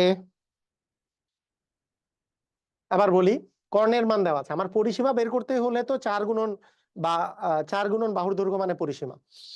হ্যাঁ, 4 গুণন বাহুর দৈর্ঘ্য পরিসীমা। পরিসীমার অর্ধেক মানে 2 গুণন বাহুর দৈর্ঘ্য দেওয়া যায়, কোনো সমস্যা নেই, একবারেও 6 গুণে 12 বলে দেওয়া যায়। মানে পরিসীমা মানে 4টা বাহুর যোগফল, তাহলে পরিসীমার অর্ধেক মানে 2টা বাহুর যোগফল, সেটাও বলা যায়। তাহলে কর্ণ যেটা দেওয়া থাকবে, কর্ণকে √2 দ্বারা ভাগ করলেই বাহুর দৈর্ঘ্য, √2 কাটা গেল, তাহলে হলো 6 সেখান থেকে।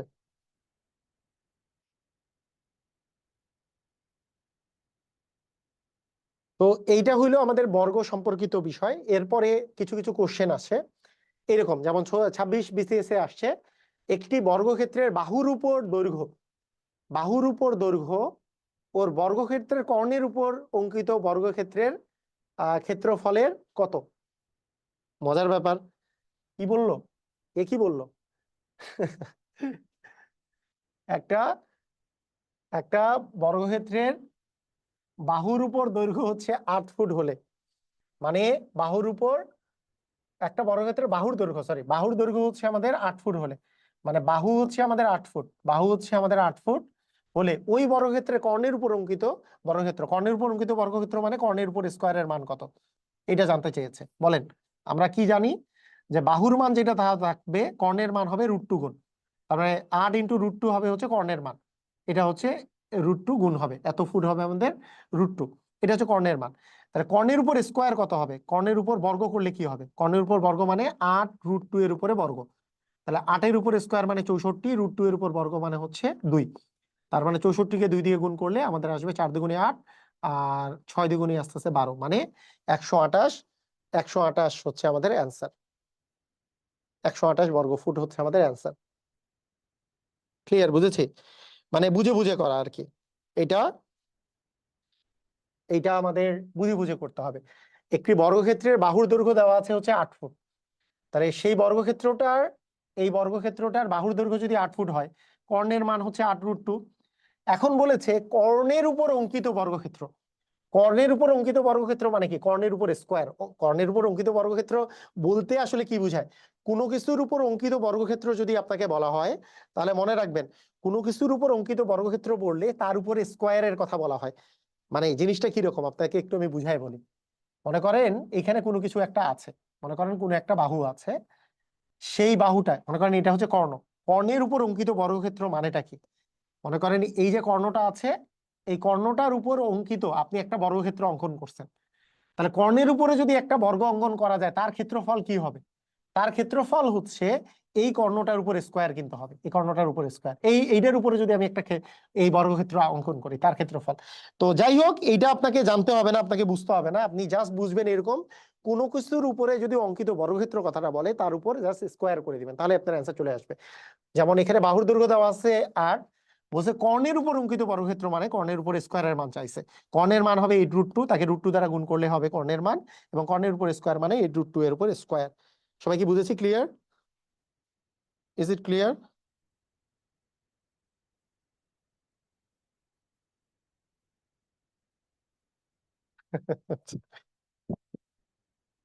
Is it clear?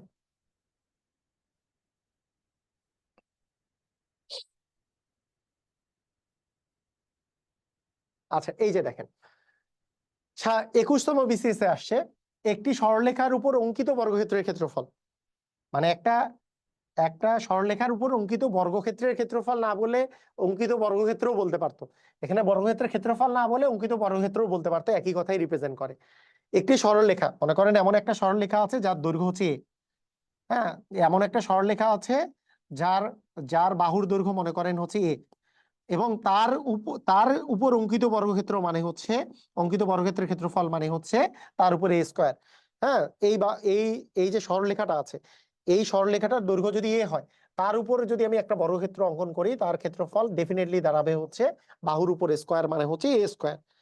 এখন দেখেন কাহিনী হচ্ছে ওই সরলরেখার 1/4 মানে 4/1 ওই সরলরেখার 4/1 এইটা, তাহলে নতুন যে বাহু, নতুন যে সরলরেখা সেটা হচ্ছে আগের সরলরেখার 4/1, মানে যেই বাহুর দৈর্ঘ্য বা সরলরেখার যে দৈর্ঘ্যটা দেওয়া ছিল তার 4/1, মানে ওই দৈর্ঘ্যকে আমি 4 দিয়ে ভাগ করে দিলাম, সেটা হচ্ছে নতুন যে মানে সরলরেখাটা আছে তার উপর অঙ্কিত বর্গক্ষেত্রের ক্ষেত্রফলের কত গুণ।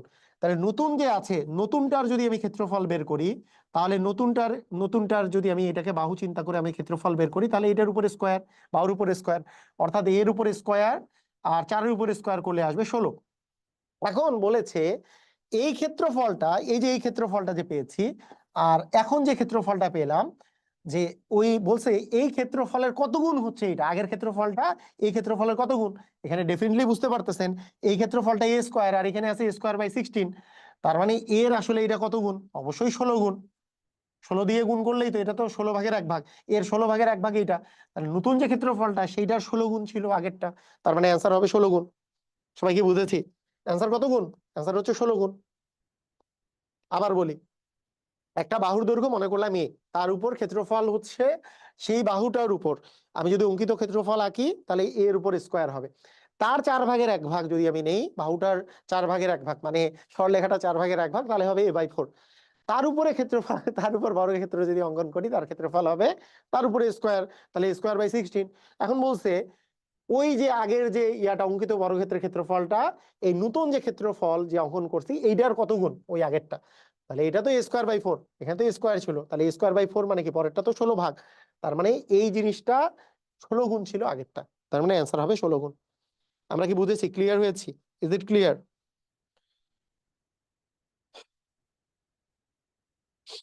আমরা কি বুঝেছি?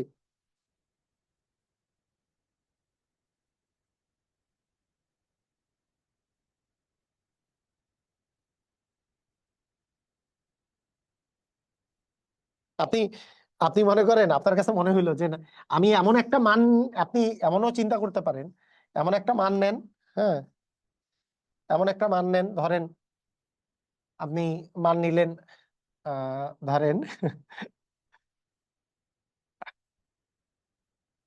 যে আগের যে বাহুর দৈর্ঘ্য, আগের বাহুর দৈর্ঘ্য মনে করেন নিলেন a1, মানে যে সরলরেখাটা আগে ছিল, তাহলে তার উপর বর্গক্ষেত্র যদি আমি চিন্তা করি তার উপর 1-এর উপর স্কোয়ার, হ্যাঁ, বর্গক্ষেত্রের যে ক্ষেত্রফলটা হবে সেটা হচ্ছে 1-এর উপর স্কোয়ার, কারণ বাহুর উপর স্কোয়ার মানে তো ক্ষেত্রফল 1 হবে। এখন নতুন মানে তার 1/4, তাহলে নতুন যে সরলরেখাটা আছে সেটা 1-এর 4/1, তাহলে নতুন যে ক্ষেত্রফলটা হবে অবশ্যই 1-এর 4/1 স্কোয়ার, তার মানে 1/16। এখন বলছে এই ক্ষেত্রফলটা এই ক্ষেত্রফলের কত গুণ, তাহলে 1/16 কি 16/1, এটা 1, একে 16 দিয়ে গুণ করলে এটা পাওয়া যাবে। ঠিক আছে, ক্লিয়ার? বুঝেছি? স্যার ত্রিকোণমিতির ক্লাস চাই, ত্রিকোণমিতির বেসিক ক্লাস দেওয়া শেষ, তবে ত্রিকোণমিতির ওই গাছ ভাঙ্গা, গাছ ভেঙে পড়ে গেল, এইভাবে করে কোণ উৎপন্ন করলো, এটা নিয়ে আপনাদের সামনে ক্লাস আসতেছে, কোনো সমস্যা নেই। ত্রিকোণমিতির কিন্তু ওই সাইন কস ট্যান এগুলো tan 60° মান কত এসে এটা মানে 2 সপ্তাহ আগে দিয়েছি, আপনি এই পেজে এবং ইউটিউবে দেখলেই পেয়ে যাবেন। মোত্তাসিন পাহলভী বুয়েটিয়ান যে ইউটিউব চ্যানেলটা আছে সেখানেও পেয়ে যাবেন, এই পেজেও পেয়ে যাবেন। ওই ক্লাসটা বেসিক সহ ওই ক্লাসটা পুরো শেষ, আপনার চাকরির জন্য যতটুকু দরকার। শুধুমাত্র ওই যে গাছ ভেঙে পড়ে যাওয়া, একটা ছায়া এতটুকু সামনে আসলে এতটুকু ছায়া, ছায়ার দৈর্ঘ্য, ওই রিলেটেড আমি ক্লাসটা সামনে নিয়ে নিব। ঠিক আছে, পেয়ে যাবেন ওইটা। আচ্ছা, এবার দেখেন, একটি রেখার উপর অঙ্কিত বর্গ, একটি রেখার উপর অঙ্কিত বর্গ, একটা রেখা আছে, এই রেখার দৈর্ঘ্য যদি এ হয়, এর উপর অঙ্কিত বর্গ যদি আমি বলি, অঙ্কিত বর্গ হবে হচ্ছে এর উপর স্কোয়ার, আমি বলছি বর্গ বললেই এ স্কোয়ার করে দিব। এর অর্ধেকের উপর, এর যদি অর্ধেক হয় তাহলে a/2, তাহলে অঙ্কিত বর্গটা হবে হচ্ছে a/2 এর উপর স্কোয়ার, তার মানে a²/4।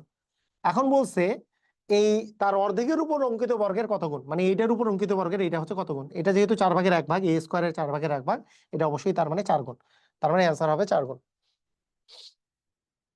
ঠিক আছে,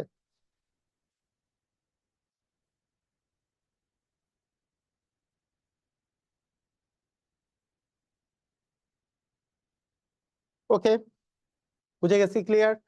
তাহলে এইটা হইলো আমাদের বর্গক্ষেত্রের বিষয়। এইবার আমরা যদি রম্বসের কথায় আসি, রম্বস, রম্বস মানে যার 4টা বাহুই সমান কিন্তু কোনগুলার কথা কোনো ডিফাইন না, কোনগুলা সমকোণ হতে পারে না হতে পারে, কোনগুলা সমকোণ না ধরে নিলাম, তখন কোনগুলা সমকোণ না হইলেও সেটা একটা রম্বস। আচ্ছা, যা যে চতুর্ভুজের, যে চতুর্ভুজের 4টা বাহুই হচ্ছে সমান, যে চতুর্ভুজের 4টা বাহুই সমান, এটাকে বলি হচ্ছে আমরা রম্বস, তাই না? এটাকেই বলি আমরা রম্বস। হ্যাঁ, কালকেও ক্লাস হবে, প্রতিদিন 8টার দিকে ক্লাস হবে ইনশাল্লাহ। যদিও আজকে একটু আমি অসুস্থ, কালকে যদি আর বেশি অসুস্থ না হয়ে যায় ইনশাল্লাহ ক্লাস হবে, কোনো সমস্যা নেই। দেখেন, একটা রম্বস যে আছে, রম্বসের প্রত্যেকটা বাহুর দৈর্ঘ্য হচ্ছে সমান, প্রত্যেকটা বাহুর দৈর্ঘ্য। এখন এটার যে রম্বসের যে বিষয়টা, রম্বসের খুবই ইম্পর্টেন্ট যে বিষয়টা আছে, এর কর্ণগুলা নিয়ে খুব ইম্পর্টেন্ট বিষয় আছে। একটা বিষয় হচ্ছে যে রম্বসের কর্ণগুলা, রম্বস এবং এবং বর্গ, রম্বস এবং বর্গ এই দুইটারই কর্ণগুলা, কর্ণগুলার একটা স্পেসিফিক ক্রাইটেরিয়া আছে। সেটা কি ক্রাইটেরিয়াটা হচ্ছে, রম্বস এবং বর্গের ক্ষেত্রে কর্ণগুলো পরস্পরকে সমকোণে সমদ্বিখণ্ডিত করে, সমকোণে সমদ্বিখণ্ডিত করে, সমকোণে সমদ্বিখণ্ডিত করে। সমকোণে সমদ্বিখণ্ডিত করে। অর্থাৎ আমরা বলতে পারি এরকম যে এই জায়গায় এই যে এই এই যে কর্ণটা আর এই যে কর্ণটা যে আছে, এদের মধ্যবর্তী কোণগুলা হচ্ছে 90 ডিগ্রি করে। এই মধ্যবর্তী কোণগুলা হচ্ছে 90 ডিগ্রি করে, কারণ সমকোণে সমদ্বিখণ্ডিত করে, সমকোণে সমদ্বিখণ্ডিত করে। ঠিক আছে,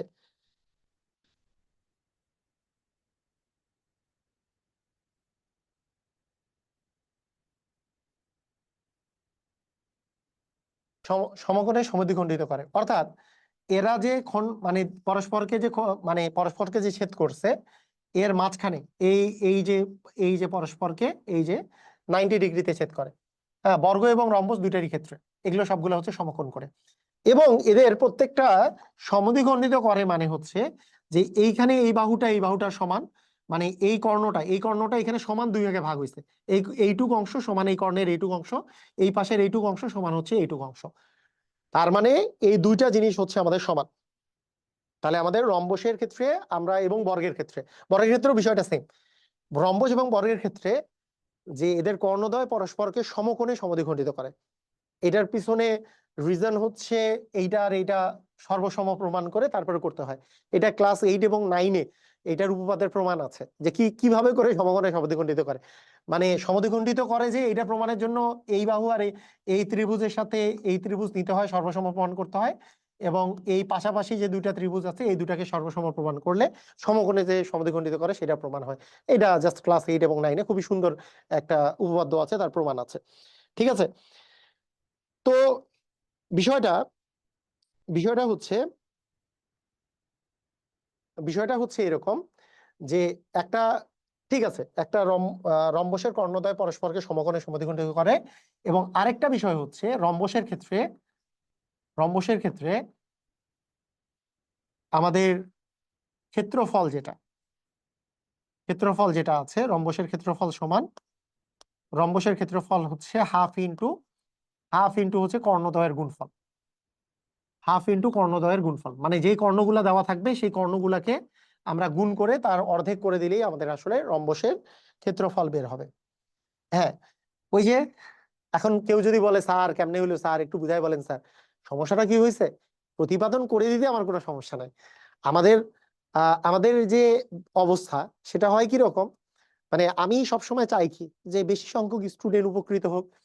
তো প্রতিপাদন অংশে যদি চলে যাই, অনেকের মাথার উপর দিয়ে চলে যায়, সেই জন্য আমি প্রতিপাদন অংশ একটু কম দেখাই। আপনি বলতে পারেন বেশিরভাগ স্টুডেন্ট চলে গেলে আপনার সমস্যাটা কোথায়?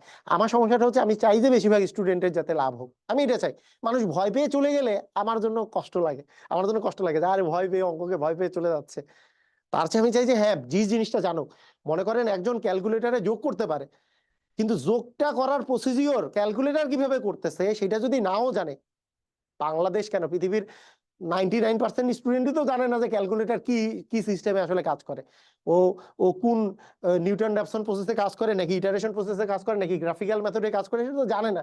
কিন্তু আপনার আগে দরকার তো হ্যাঁ, ক্যালকুলেটর দিয়ে আমি যোগ বিয়োগ গুণ ভাগ যাতে করতে পারি, অন্য অঙ্ক যাতে করতে পারি। ভয় পেয়ে আমি ক্যালকুলেটর ইউজ করা অনেক কঠিন, এটা ভয় পেয়ে চলে গেলাম, তাহলে কিন্তু ক্ষতিকর। তো আগে ক্যালকুলেটর ইউজ করতে পারতে হবে, তারপরে ক্যালকুলেটর কিভাবে কাজ করে সেটা না হলে আপনি জানলেন। ঠিক আছে, তো বিষয়টা এরকম যে ভয় পেয়ে চলে যাওয়া যাবে না। এটা করেই দেওয়া যেতে পারে যে হ্যাঁ, ক্ষেত্রফল এইভাবে, এটা কেমনে আসলো যে হাফ ইন্টু কর্ণদ্বয়ের গুণফল। আমি 2 মিনিট একটু বর্ণনা করি, কারণ অনেকের ক্ষেত্রে এটা একটু কাজে লাগবে যে কেন হইলো কর্ণদ্বয়ের গুণফল, কেন হইলো, এতক্ষণ থেকে দৈর্ঘ্য গুণন প্রশ্ন করতেছিলাম, এখন কর্ণদ্বয়ের গুণফল কি হচ্ছে। আপনার আপনার এখানে ভূমি গুণন উচ্চতা করলেও কিন্তু ক্ষেত্রফল পাওয়া যায়। সামান্তরিকের ক্ষেত্রফল হচ্ছে ভূমি গুণন উচ্চতা। সেম সিস্টেমেও ক্ষেত্রফল নির্ণয় করা যায় ভূমি গুণন উচ্চতা করলে, কোনো সমস্যা নাই। কিন্তু এখানে আরেকটা প্রসিজিওরে করা যায়, সেটা হচ্ছে কি যে হাফ ইন্টু কর্ণদ্বয়ের গুণফল। সেটার সিস্টেমটা সেটা কেন আসছে 2 সেকেন্ডে বর্ণনা করা যায়। সেটা কি, যে আমি যদি বলি যে এই যে রম্বসটা আছে, রম্বসটা দুইটা ত্রিভুজে বিভক্ত, এইটা একটা ত্রিভুজ, এইটা একটা ত্রিভুজ। তো এই ত্রিভুজের ক্ষেত্রফল যদি আমি চিন্তা করি, এই ত্রিভুজের ক্ষেত্রফল সমান হচ্ছে হাফ গুণন ভূমি গুণন উচ্চতা। তাহলে হাফ গুণন ভূমি, মনে করেন এই ভূমিটা হচ্ছে এইটা, এই কর্ণটা হচ্ছে একটা ভূমি, আর উচ্চতা হচ্ছে এইটা, যেহেতু লম্ব তার মানে এইটুক হচ্ছে একটা হচ্ছে উচ্চতা। তার মানে হাফ ইন্টু, আমি একটু ইয়ে করে দেই, ডিনোট করে দেই। ধরেন এইটা হচ্ছে এ, এটা মনে করেন বি, এটা মনে করেন সি, এটা মনে করেন ডি, এরা পরস্পরকে ও বিন্দুতে ছেদ করছে। তাহলে আমরা বলতে পারি যে ত্রিভুজ এবিডি যে আছে এটার যে ক্ষেত্রফল, এবিডি এর ক্ষেত্রফল হাফ ইন্টু ভূমি, ভূমি মানে মনে করলাম আমরা বিডি ইন্টু উচ্চতা, উচ্চতা হচ্ছে এও, এও যেহেতু এখানে যেহেতু লম্ব কারণ সমকোণে সমদ্বিখণ্ডিত করে তাই এওটা হচ্ছে আমি মনে করলাম উচ্চতা। আবার আমি যদি বিসিডি এর ক্ষেত্রফলের কথা চিন্তা করি, ত্রিভুজ বিসিডি এর ক্ষেত্রফল, তাহলে কিন্তু আবার হাফ ইন্টু ভূমি গুণন উচ্চতা, ভূমি আবার আমি যদি বিডি নেই এবং উচ্চতা এইবার হবে হচ্ছে এখান থেকে এটার উপরেও তো এটাও তো লম্ব কারণ সমকোণে সমদ্বিখণ্ডিত করে, হাফ ইন্টু বিডি ইন্টু এর উচ্চতাটা এবার হলো আমাদের সিও। এখন এই দুটা ত্রিভুজ যোগ করলে হচ্ছে টোটাল ক্ষেত্রফলটা পাওয়া যাবে। তাহলে এই দুটো জিনিস যদি আমরা যোগ করি তাহলে হাফ ইন্টু বিডি দুই জায়গা থেকেই কমন যাবে, হাফ ইন্টু বিডি আমি কমন নিয়ে নিলাম। আর এইখানে এই দুটা যেহেতু যোগ করতেছি, এইটা প্লাস এইটা যেহেতু করতেছি, তাহলে এইটা প্লাস এইটা হচ্ছে, আচ্ছা আমি হাফ ইন্টু এটা লিখে ফেলি, হাফ ইন্টু বিডি ইন্টু এও প্লাস হচ্ছে হাফ ইন্টু বিডি ইন্টু হচ্ছে আমাদের সিও। এখন এই দুটা থেকে আমরা যদি হাফ ইন্টু বিডি যদি আমরা কমন নেই তাহলে আসবে এও প্লাস সিও, আর এও আর সিও যোগ করলে আমরা পাবো হচ্ছে এসি। তার মানে হাফ ইন্টু বিডি ইন্টু আমরা পাচ্ছি এসি, অর্থাৎ আমরা ক্ষেত্রফল পেয়ে গেলাম হাফ ইন্টু কর্ণদ্বয়ের গুণফল, কারণ বিডি একটা কর্ণ এসি একটা কর্ণ, তার মানে এইটাই হচ্ছে আমাদের হাফ ইন্টু কর্ণদ্বয়ের গুণফল। মানে মজার ব্যাপার, কিন্তু আমি বললাম না মজার ব্যাপার। 50 জন লোকজন গায়েব হয়ে গেছে, আর এই ক্ষেত্রফল এটা কি স্যার কি করতেছে এটা তো বুঝতেছি না, 50 জন লোকজন গায়েব হয়ে গেছে, 50 জন। যে সমস্যা নেই, আপনারা যারা আছেন ভালো করে বুঝে নেন যে হাফ ইন্টু কর্ণদ্বয়ের গুণফল হচ্ছে আহ হুম হাফ ইন্টু কর্ণদ্বয়ের গুণফল হচ্ছে আমাদের কোন রম্বসের ক্ষেত্রফল। ঠিক আছে, ওকে। আসেন আমরা ক্ষেত্রফল যেহেতু আছে তাহলে রম্বসের ক্ষেত্রফল বের করার তাহলে সিস্টেম কি হবে, হাফ ইন্টু কর্ণ, কর্ণ যে দেওয়া আছে একটা D1 একটা হচ্ছে D2, half into D1 into D2, এটা হচ্ছে আমাদের একটা রম্বসের ক্ষেত্রফল। ঠিক আছে, দেখেন আবার লোকজন আসা শুরু করছে, যেহেতু এবার অঙ্ক আমরা চলে আসছি, অঙ্কে চলে আসছি, আরো 30 জন যোগ দিয়ে দিল। মজার ব্যাপার কিন্তু এটা, এটা আমি খেয়াল করছি আর কি। দেখেন কর্ণদ্বয়ের দেওয়া আছে 40 আর 60, তাহলে ক্ষেত্রফল কত, হাফ ইন্টু, আমি যদি আরো খালি শর্টকাট শিখাইতাম আজকে, যদি কোনো বেসিক না দিতাম, দেখবেন যে 1,500-2,000 স্টুডেন্ট থাকতে। খুব মজার বিষয় যে বর্গ সেন্টিমিটার, খুব মজার ব্যাপার।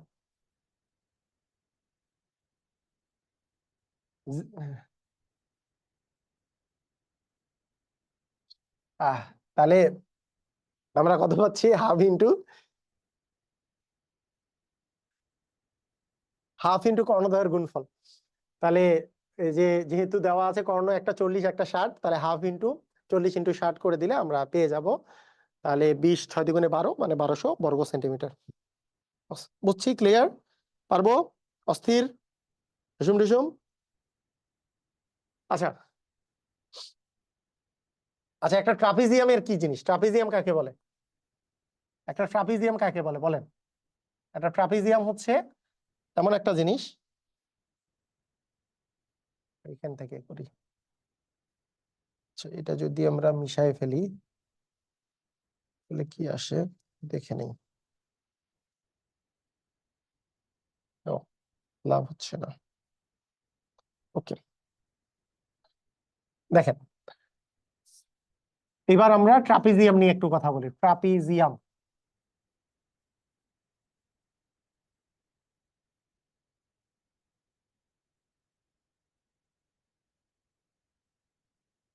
ট্রাপিজিয়াম হচ্ছে এমন একটা জিনিস যে চতুর্ভুজের এক জোড়া বিপরীত বাহু সমান্তরাল কিন্তু অপর জোড়া সমান্তরাল না। এর মনে করেন এক জোড়া বিপরীত বাহু সমান্তরাল, সমান্তরাল মানে বিপরীত বাহুগুলা ওই যে রেল লাইনের মতো সমান সমান ডিস্টেন্সে আছে, এখান থেকে এটার ডিস্টেন্স তত, এখান থেকে এটার ডিস্টেন্স তত, এখান থেকে এটার ডিস্টেন্স ততই। তার মানে এই এক জোড়া বিপরীত বাহু সমান্তরাল কিন্তু অপর জোড়া সমান্তরাল না, এদেরকে বলি আমরা হচ্ছে ট্রাপিজিয়াম। এবং ট্রাপিজিয়ামের ক্ষেত্রফল যখন আমরা বের করি, ট্রাপিজিয়ামের ক্ষেত্রফল যখন আমরা বের করি, ক্ষেত্রফল হাফ ইন্টু এ প্লাস বি ইন্টু হচ্ছে এইচ, অর্থাৎ এই ট্রাপিজিয়ামের সমান সমান যে বাহুর দৈর্ঘ্য যে দেওয়া আছে, মানে সরি সমান্তরাল যে বাহুগুলা দেওয়া আছে, সমান্তরাল বাহুদ্বয়ের মধ্যবর্তী দূরত্ব অথবা উচ্চতাকে আমরা যদি এইচ বলি, হাফ ইন্টু এ প্লাস বি ইন্টু এইচ হচ্ছে ট্রাপিজিয়ামের ক্ষেত্রফল। এখন কেউ বলতে পারে স্যার কেমনে হইলো, বলতেই পারেন, কোনো সমস্যা নাই। হ্যাঁ, বললে আপনি নিজেরাই বের করে ফেলতে পারবেন যে এইটার অ্যান্সারটা কিভাবে করে এরকম করে আসছে, খুব ইজি। ইজিলি বলে দিতে পারবেন। তাহলে হাফ ইন্টু হাফ ইন্টু সমান্তরাল বাহুদ্বয়ের যোগফল ইন্টু হচ্ছে আমাদের এইচ। এটা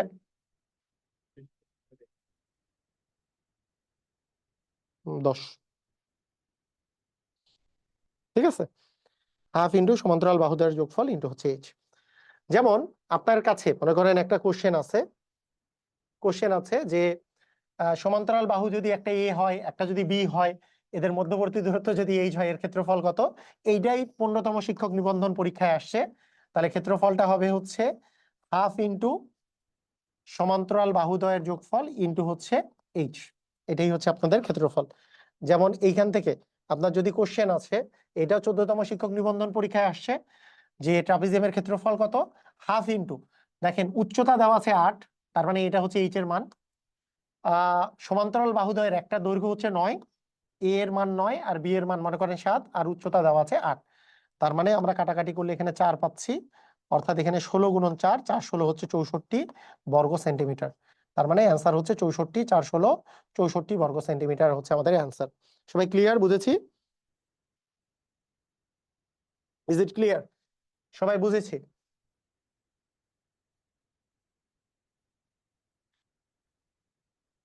রাইট, সুন্দর।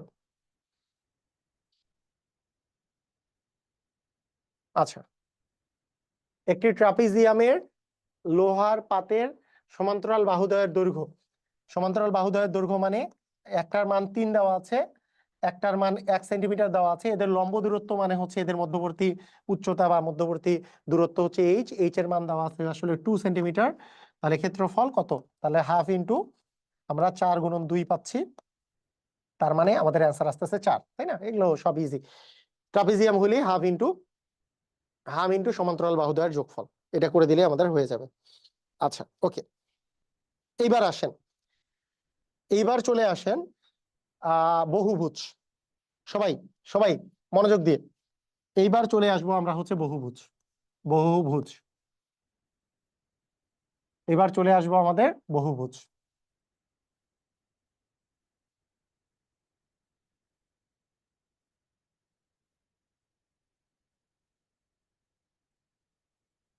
দেখেন, মনোযোগ দিয়ে শুনেন। আচ্ছা, এখানে আপনাদের একটা মজার ব্যাপার বলি, যে যে কোনো বহুভুজের বাহুর সংখ্যা, বাহু অবলিক কোণ, বাহু যতগুলা থাকে কোণ ততগুলাই থাকে, কোণের সংখ্যা যদি n হলে এর অন্তকোণের সমষ্টি 2n-4 সমকোণ, 2n-4 সমকোণ, হ্যাঁ, 2n-4 সমকোণ। আচ্ছা, মানে বহুভুজ বলতে আমরা জানি যে একটা আবদ্ধ ক্ষেত্র তৈরি করতে মিনিমাম 3টা বাহু দরকার। তাহলে বহুভুজ বলতে আমরা n এর মান 3 থেকে হিসাব করব যে বাহুর সংখ্যা 3টা আছে। তাহলে বাহুর সংখ্যা 3টা হইলে সেটাকে বলি আমরা ত্রিভুজ।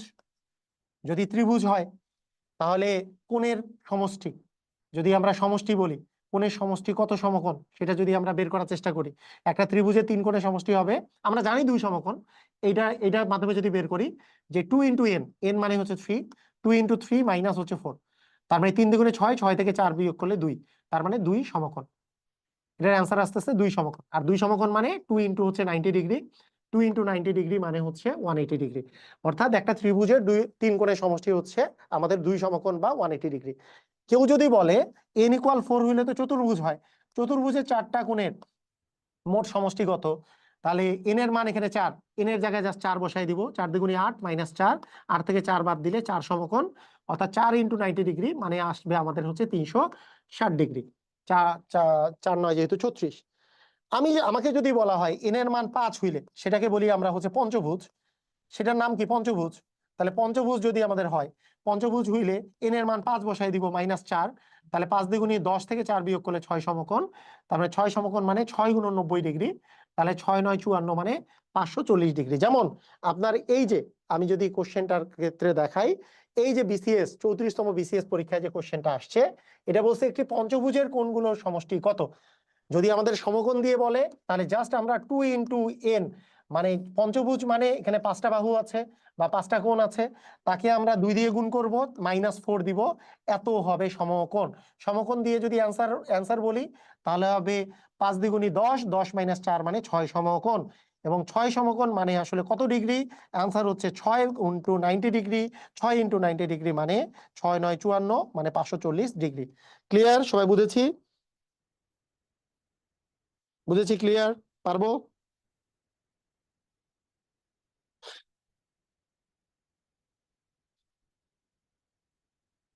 আচ্ছা, যদি আমাদের বলা থাকে, হ্যাঁ, আচ্ছা, এটা তো আবার এখানে কোশ্চেন। আচ্ছা, যদি তাই হয় তাহলে আপনাদের কাছে যদি বলি একটি দশভুজের দশভুজের হ্যাঁ, দশভুজের কোণগুলোর মানে অভ্যন্তরীণ কোণগুলোর সমষ্টি বা অন্তঃকোণগুলোর কোণের সমষ্টি, কোণগুলোর সমষ্টি কত, মানে 10 কোণের সমষ্টি কত ডিগ্রি, আমি একটা জিনিস জানতে চাই। হ্যাঁ, অন্তঃকোণগুলা যে আছে তাদের আহ সবগুলা কোণ যোগ করলে কত ডিগ্রি হবে আমি জানতে চাই। কত ডিগ্রি হবে একটা দশভুজ? দশভুজ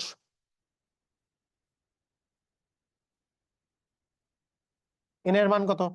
আমরা বলেছি 2n - 4 সমকোণ হবে। তাহলে কি হবে? এন এর মান কত? এন এর মান হচ্ছে 10 - 4। তাহলে 10 - 4, সরি, 10 দ্বিগুণে 20 - 4 মানে কি 16 সমকোণ। 16 সমকোণ মানে কত ডিগ্রি?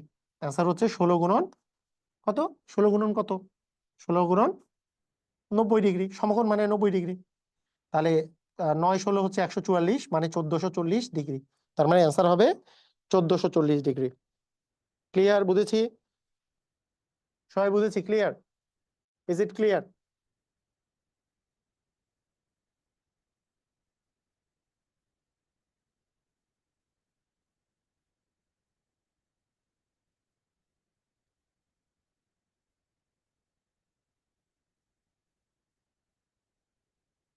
ওকে,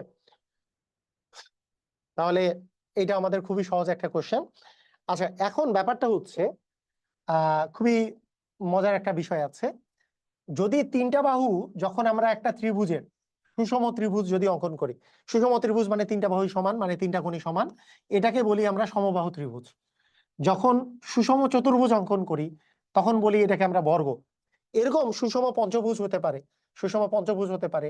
হ্যাঁ, সুষম পঞ্চভুজকে আমরা সুষম পঞ্চভুজই বলি, যার 4টা বাহু 4টা কোণই সমান, 5টা বাহু 5টা কোণই যদি সমান হয়।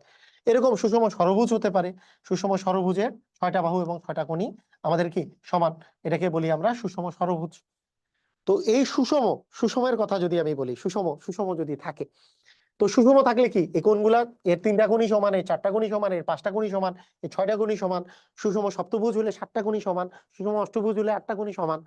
সুষম মানে আমার যদি সুষম দশভুজ হয় 10টা কোণই সমান, এরকম করে, তাই না? তো এরকম তো বিষয়টা। এখন এই যে ভিতরের কোণগুলা যে বলতেছি এগুলা হচ্ছে অন্তঃকোণ।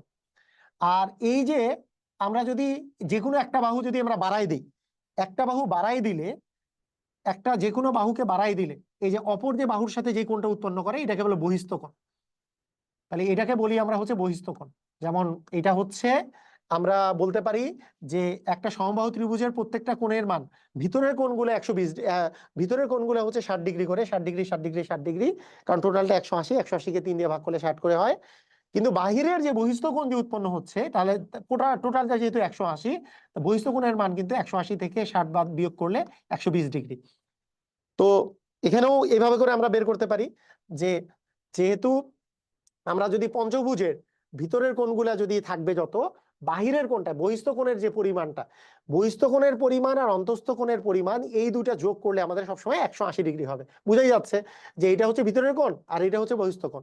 এটা হচ্ছে ভিতরের কোণ, আমি যদি এটা বাড়াই দিই যে কোণটা উৎপন্ন হবে এটা হচ্ছে বহিস্থ কোণ। তাহলে অন্তঃকোণ, অন্তস্থ কোণ আর বাহিরের কোণ যোগ করলে সবসময় 180 ডিগ্রি হবে। যেমন এটা যদি বাড়াই দেই, যে বহিস্থ কোণটা উৎপন্ন হইলো আর এইখানে যে অন্তস্থ কোণটা আছে এই দুটো যোগ করলে সবসময় 180 ডিগ্রি হবে। আমাদেরকে এটা মাথায় রাখতে হবে। হ্যাঁ, ভিতরের কোণ আর বাহিরের কোণ যোগ করলে সবসময় 180 ডিগ্রি হয়। মজার ব্যাপার। এখন আরো একটা মজার ব্যাপার আছে, এই মজার ব্যাপারটা মনে রাখতে হবে, মনে রাখতে হবে, খুবই মজার কিন্তু। এটা কিন্তু যে কোনো ত্রিভুজ চতুর্ভুজের ক্ষেত্রে মানে অন্তস্থ কোণ আর বহিস্থ কোণের মধ্যে সম্পর্ক হচ্ছে এই দুইটা যোগ করলে 180 ডিগ্রি হবে। এখানে আরো একটা মজার ব্যাপার হচ্ছে, যে কোনো সুষম বহুভুজের ক্ষেত্রে একটা খুবই চমৎকার একটা থিওরি মনে রাখতে হবে। সুষম বহুভুজের ক্ষেত্রে, সুষম বহুভুজের ক্ষেত্রে আমি যদি আমি যদি বহিস্থ কোণের মান বের করতে চাই, এই বহিস্থ কোণ মানে সুষম আহ, মানে বহুভুজের বহিস্থ কোণের মান কত, তাহলে জাস্ট আমরা 360 কে 360 কে ওই বহুভুজের মোট কয়টা বাহু আছে তার দিয়ে ভাগ করলেই পেয়ে যাব, মোট বাহুর সংখ্যা দিয়ে ভাগ করলে, এন মানে বাহুর সংখ্যা। অথবা কেউ যদি বলে যে না আমি বাহুর সংখ্যা পেতে চাই, তাহলে 360 কে ওই একই একই জিনিসই, এই বহিস্থ কোণটা এখানে নিচে চলে আসবে, বহিস্থ কোণ দিয়ে ভাগ করলে ওই সুষম বহুভুজের আমি বাহুর সংখ্যা পেয়ে যাব। মনে রাখতে হবে বহিস্থ কোণ পাওয়া যাবে এবং বহিস্থ কোণ দিয়ে ভাগ করতে হবে। কখনো যদি আমাকে অন্তস্থ কোণ বের করতে বলে, তাহলে বহিস্থ কোণ যেটা মান আসবে 180 থেকে বিয়োগ করে অন্তস্থ কোণে যাইতে হবে। খুবই ইন্টারেস্টিং ব্যাপার কিন্তু, এবং পরীক্ষায় কিন্তু খুবই আসে। যেমন বলছে একটা সুষম পঞ্চভুজের বহিস্থ কোণের পরিমাণ কত, বলছে সুষম পঞ্চভুজ, তাহলে আমাদের বহিস্থ কোণের পরিমাণ তো আমরা ডিরেক্টলি সূত্র দিয়ে বের করবো, এখানে তো বহিস্থ কোণেরই তো সূত্রটা। বহিস্থ কোণের পরিমাণ আমরা বলবো এই যে 360 ভাগ পঞ্চভুজ যেহেতু দেওয়া আছে, আমরা 5 দিয়ে ভাগ করব, 5 সাথে হচ্ছে আমাদের 35, 5 দ্বিগুণী হচ্ছে 10, তার বহিস্থ কোণের পরিমাণ হবে 72 ডিগ্রি। ক্লিয়ার, বুঝেছি? বহিস্থ কোণের পরিমাণ হবে 72 ডিগ্রি। জাস্ট বহিস্থ কোণের পরিমাণ জাস্ট আমরা বাহুর সংখ্যা দিয়ে ভাগ করলে আমরা পেয়ে যাব। যদি অন্তস্থ কোণ চাইতো, তাহলে বহিস্থ কোণ বের করে আমাকে অন্তস্থ কোণে যেতে হতো। যদি চাইতো যে 180 থেকে আমরা জাস্ট 72 বিয়োগ করে দিব, 180 থেকে 72 বিয়োগ করলে আমরা 108 ডিগ্রি পাইতাম, যদি চাইতো। এটা তো চায় নাই, যদি চাইতো অন্তস্থ কোণের পরিমাণ 108 ডিগ্রি, কিন্তু বহিস্থ কোণই আগে বের হবে, বহিস্থ কোণ বের করবো আমরা এইভাবে করে। ক্লিয়ার, বুঝেছি? জাস্ট মজা। একটি সুষম ষড়ভুজের একটি বাহুকে বর্ধিত করলে যে বহিস্থ কোণ উৎপন্ন হয় তার সুষম ষড়ভুজ বলেছে, এবং বহিস্থ কোণের মানই চেয়েছে। আসো খেলা হবে নাকি? আরে এত মজা কেন? বহিস্থ কোণের মান কত? 360 কে আমরা কি করব, এই যে ষড়ভুজ বলছে 6 দিয়ে ভাগ করব, 6 6 36, মানে বহিস্থ কোণের মান হবে 60 ডিগ্রি। কি চমৎকার, অস্থির, অসাধারণ, ডুসুম ডুসুম করেই আমরা বের করে ফেলতে পারবো। একটি সুষম ষড়ভুজের অন্তকোণের পরিমাণ কত? আমি অন্তকোণ বের করতে বললেও আমি ভাইয়া অন্তকোণ পারবো না, আমি পারবো হচ্ছে বহিস্থ কোণ। সেটা কি? 360 কে আমরা জাস্ট ষড়ভুজ মানে বাহুর সংখ্যা দিয়ে ভাগ করব, আমি বলবো 60 ডিগ্রি হচ্ছে বহিস্থ কোণ, চাইছে তো অন্তকোণ। অন্তকোণ কত? 180 থেকে আমরা বিয়োগ করে দিব 60 ডিগ্রি, 180 মাইনাস 60 মানে আমাদের হবে হচ্ছে 120 ডিগ্রি। তার মানে এবার আমাদের অ্যান্সার হবে 120 ডিগ্রি। অস্থির। ক্লিয়ার? আমরা প্রথমে বের করবো হচ্ছে বহিস্থ কোণ। প্যারা আছে কোনো? কোনো প্যারা নেই, অস্থির।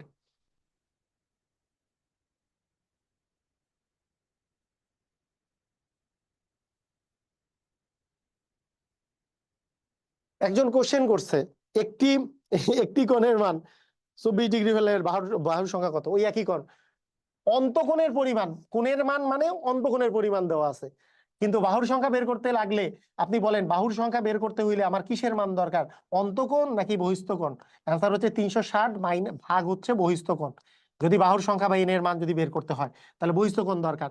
এখন যেই কোণটা দেওয়া আছে সেটা হচ্ছে অন্তকোণ, কিছু বলে দেওয়া না থাকলেও আপনি মনে রাখবেন এটা অন্তকোণই দেওয়া থাকে। তার মানে 180 থেকে আমি যদি 120 বাদ দিই, তাহলেই আমি বহিস্থ কোণ পাবো। তার মানে বহিস্থ কোণের মান আসলে এখানে আমাদের 60 ডিগ্রি। বহিস্থ কোণ পেয়ে গেলাম 60 ডিগ্রি, 360 ভাগ হচ্ছে 60, তার মানে ঢুসুম ঢুসুম কাটাকাটি করলে আমরা বাহুর সংখ্যা 6টি। বাহুর সংখ্যা কয়টি? 6টি। ক্লিয়ার, বুঝেছি? কিছু বলে দেওয়া না থাকলে আমরা মনে রাখবো এটা অন্তকোণের পরিমাণে, কারণ আমরা যখন ত্রিভুজ বলি, ত্রিভুজের যদি কোণ বলে, অন্তকোণ মানে ভিতরের কোণগুলাই বুঝায়, চতুর্ভুজ যদি বলে ভিতরের কোণগুলাকে বুঝায়, তাই কিছু বলে দেওয়া না থাকলে সেটা অন্তকোণের পরিমাণ দেওয়া আছে এটাই বুঝতে হবে। 180 থেকে বিয়োগ করে আমাকে বহিস্থ কোণ বের করে 380 দিয়ে ভাগ করতে হবে। ক্লিয়ার? সবাই বুঝছি? ঢুসুম ঢুসুম? যদি ক্লিয়ার হয়ে থাকেন সিএলআর কথাটা লিখে দেন, ঢুসুম ঢুসুম। সবাই ক্লিয়ার?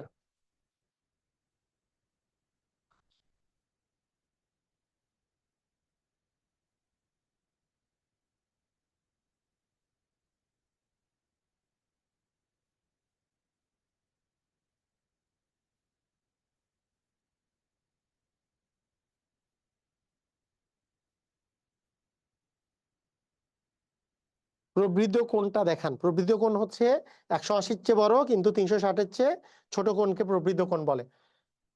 প্রবৃদ্ধ কোণ কোনটা?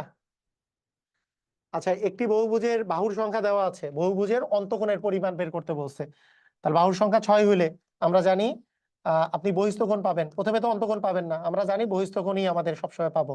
তাহলে 360-কে আমরা 6 দিয়ে যদি ভাগ করি তাহলে আমরা পাবো 60। 60 হচ্ছে অন্তকোণের বহিস্থ কোণের পরিমাণ। তাহলে অন্তকোণ হবে 180 থেকে আমরা 60 বিয়োগ করে দিব। 180 মাইনাস হচ্ছে 60 মানে 120 ডিগ্রি হচ্ছে অন্তকোণের পরিমাণ।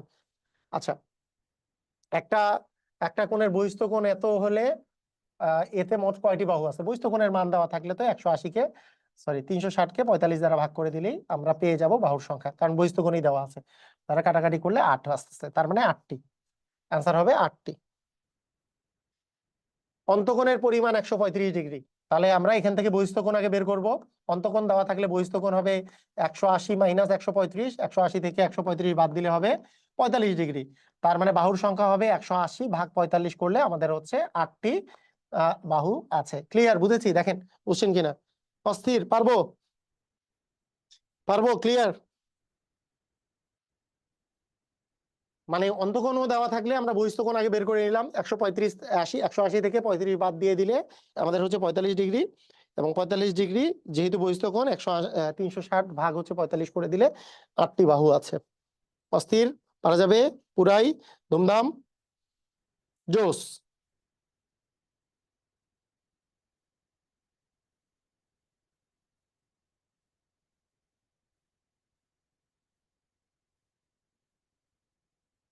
আচ্ছা, প্রবৃদ্ধ কোণ একজন জিজ্ঞেস করছে। প্রবৃদ্ধ কোণ মানে হচ্ছে কি, আপনি যদি বলেন যে এইটা হচ্ছে এক সরল কোণ, এক সরল কোণ মানে এই পাশের এইটা হচ্ছে 180 ডিগ্রি। এখন এই 180 ডিগ্রির চেয়েও যদি বড় কোণ নেন সেটাকে বলে হচ্ছে প্রবৃদ্ধ কোণ। 180 ডিগ্রির চেয়েও বড়, যেই কোণটা 180 ডিগ্রির চেয়ে বড় কিন্তু 360-এর চেয়ে ছোট, সেই কোণকে বলা হয় কি? প্রবৃদ্ধ কোণ। এবং মনে রাখবেন, কোনো কোনো একটা বহুভুজ, সেটা ত্রিভুজ হোক, চতুর্ভুজ হোক, আর যাই হোক না কেন, তার অন্তকোণ বা বহিস্থ কোণের পরিমাণ কখনোই প্রবৃদ্ধ কোণ হইতে পারে না। কারণ কি? আপনার এইটা কোণের মান হইতে পারে কিন্তু এটাও অন্তস্থ কোণও না, বহিস্থ কোণও না। বহিস্থ কোণ কাকে বলে? অন্তস্থ কোণ হচ্ছে ভিতরের কোণটা, কিন্তু বহিস্থ কোণ কিন্তু বাইরের কোণটা না। যে কোনো একটা বাহুকে বাড়াইলে যেই কোণটা উৎপন্ন হয় সেই কোণটা হচ্ছে বহিস্থ কোণ। এবং বহিস্থ কোণের মানটা হচ্ছে 180 থেকে অন্তস্থ কোণ বাদ দিলে যেই কোণটা পাওয়া যায়। এইটা কিন্তু বহিস্থ কোণ নয়, এটা কিন্তু ভুল করা যাবে না। বহিস্থ কোণ কিন্তু এটা নয়।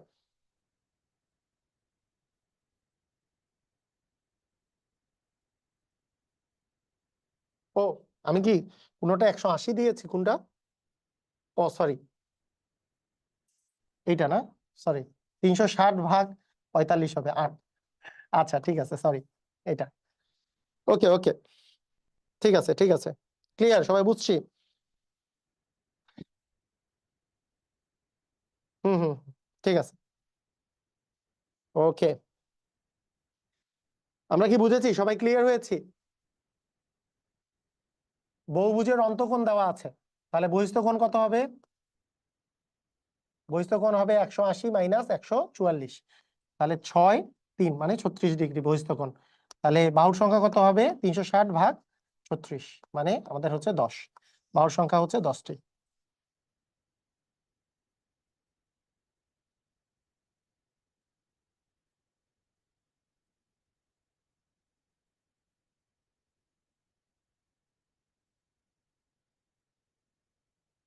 ওকে, তো আমরা আজকে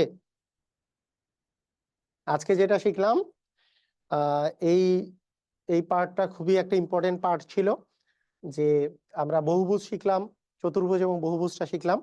আমার কিছুদিনের আগের ক্লাসে আপনারা পেয়ে যাবেন যে ত্রিভুজ নিয়ে আমি ডিটেইলস একটা ক্লাস নিয়েছি। ওখানেই ক্ষেত্রফল নির্ণয় সম্পর্কে সম্পূর্ণ বর্ণনা করেছি। বৃত্ত সম্পর্কেও আমি সম্পূর্ণ ক্লাস নিয়েছি এবং সেখানেও ক্ষেত্রফল নির্ণয়ে টোটাল আমার বর্ণনা করে দেওয়া আছে। তাহলে বৃত্ত এবং ক্ষেত্রফল তো গেল, কিন্তু এখানে পরিমিতির ক্ষেত্রে আমাদের আরো একটা পার্ট বাকি থাকে, যে পার্টটা নিয়ে আপনাদের অবশ্যই আমি ক্লাস নিব। সেটার নাম হচ্ছে ঘনবস্তু। যদিও ঘনবস্তু নিয়ে আপনি যদি ইউটিউবে সার্চ দেন আমার আগের অনেকগুলো ক্লাস পেয়ে যাবেন। সেটা হচ্ছে ঘনক, আয়তাকার ঘনবস্তু, গোলক, কোনক, সিলিন্ডার, এবং সবগুলা পার্ট নিয়ে আমি আলাদা করে ক্লাস নিয়েছি। এরপরে বৃত্তকলা বলে একটা পার্ট আছে, বৃত্তকলা নিয়েও আমার ক্লাস দেওয়া আছে। তবে এগুলো নিয়ে আমি আরেকটা অবশ্যই স্পেশাল ক্লাস আপনাদের জন্য নিব, কারণ এইটা পার্টটা খুব ইম্পর্টেন্ট। এইটা ক্লাস ইতিমধ্যেই নেওয়া হয়েছে, বৃত্তরও ক্লাস ইতিমধ্যেই নেওয়া হয়েছে। আজকে আমরা চতুর্ভুজ আর বহুভুজ পুরো পার্টটা আমরা পড়লাম। চতুর্ভুজ আর বহুভুজ আমরা এই ঘনবস্তু নিয়ে আমরা সামনে একটা ক্লাস রাখবো, এবং তার সাথে সাথে ত্রিকোণমিতি নিয়েও ক্লাস রাখবো। এর আগে আপনাদের আর কি কি ক্লাসের প্রয়োজন সেটা অনুযায়ী আমি আগামীকালকে আবার ক্লাস হবে, প্রতিদিন লাইভ ক্লাস হবে ইনশাল্লাহ। সবারই রেসপন্স আরো বেশি থাকতে হবে। যদি রেসপন্স বেশি থাকে আমাদের লাইভ ক্লাসগুলো চলবে, যদি লাইভ ক্লাসের রেসপন্স কম থাকে তাহলে রেকর্ডেড ক্লাস দেওয়া শুরু করব। তো ঠিক আছে, সবাইকে অসংখ্য ধন্যবাদ। আল্লাহ হাফেজ।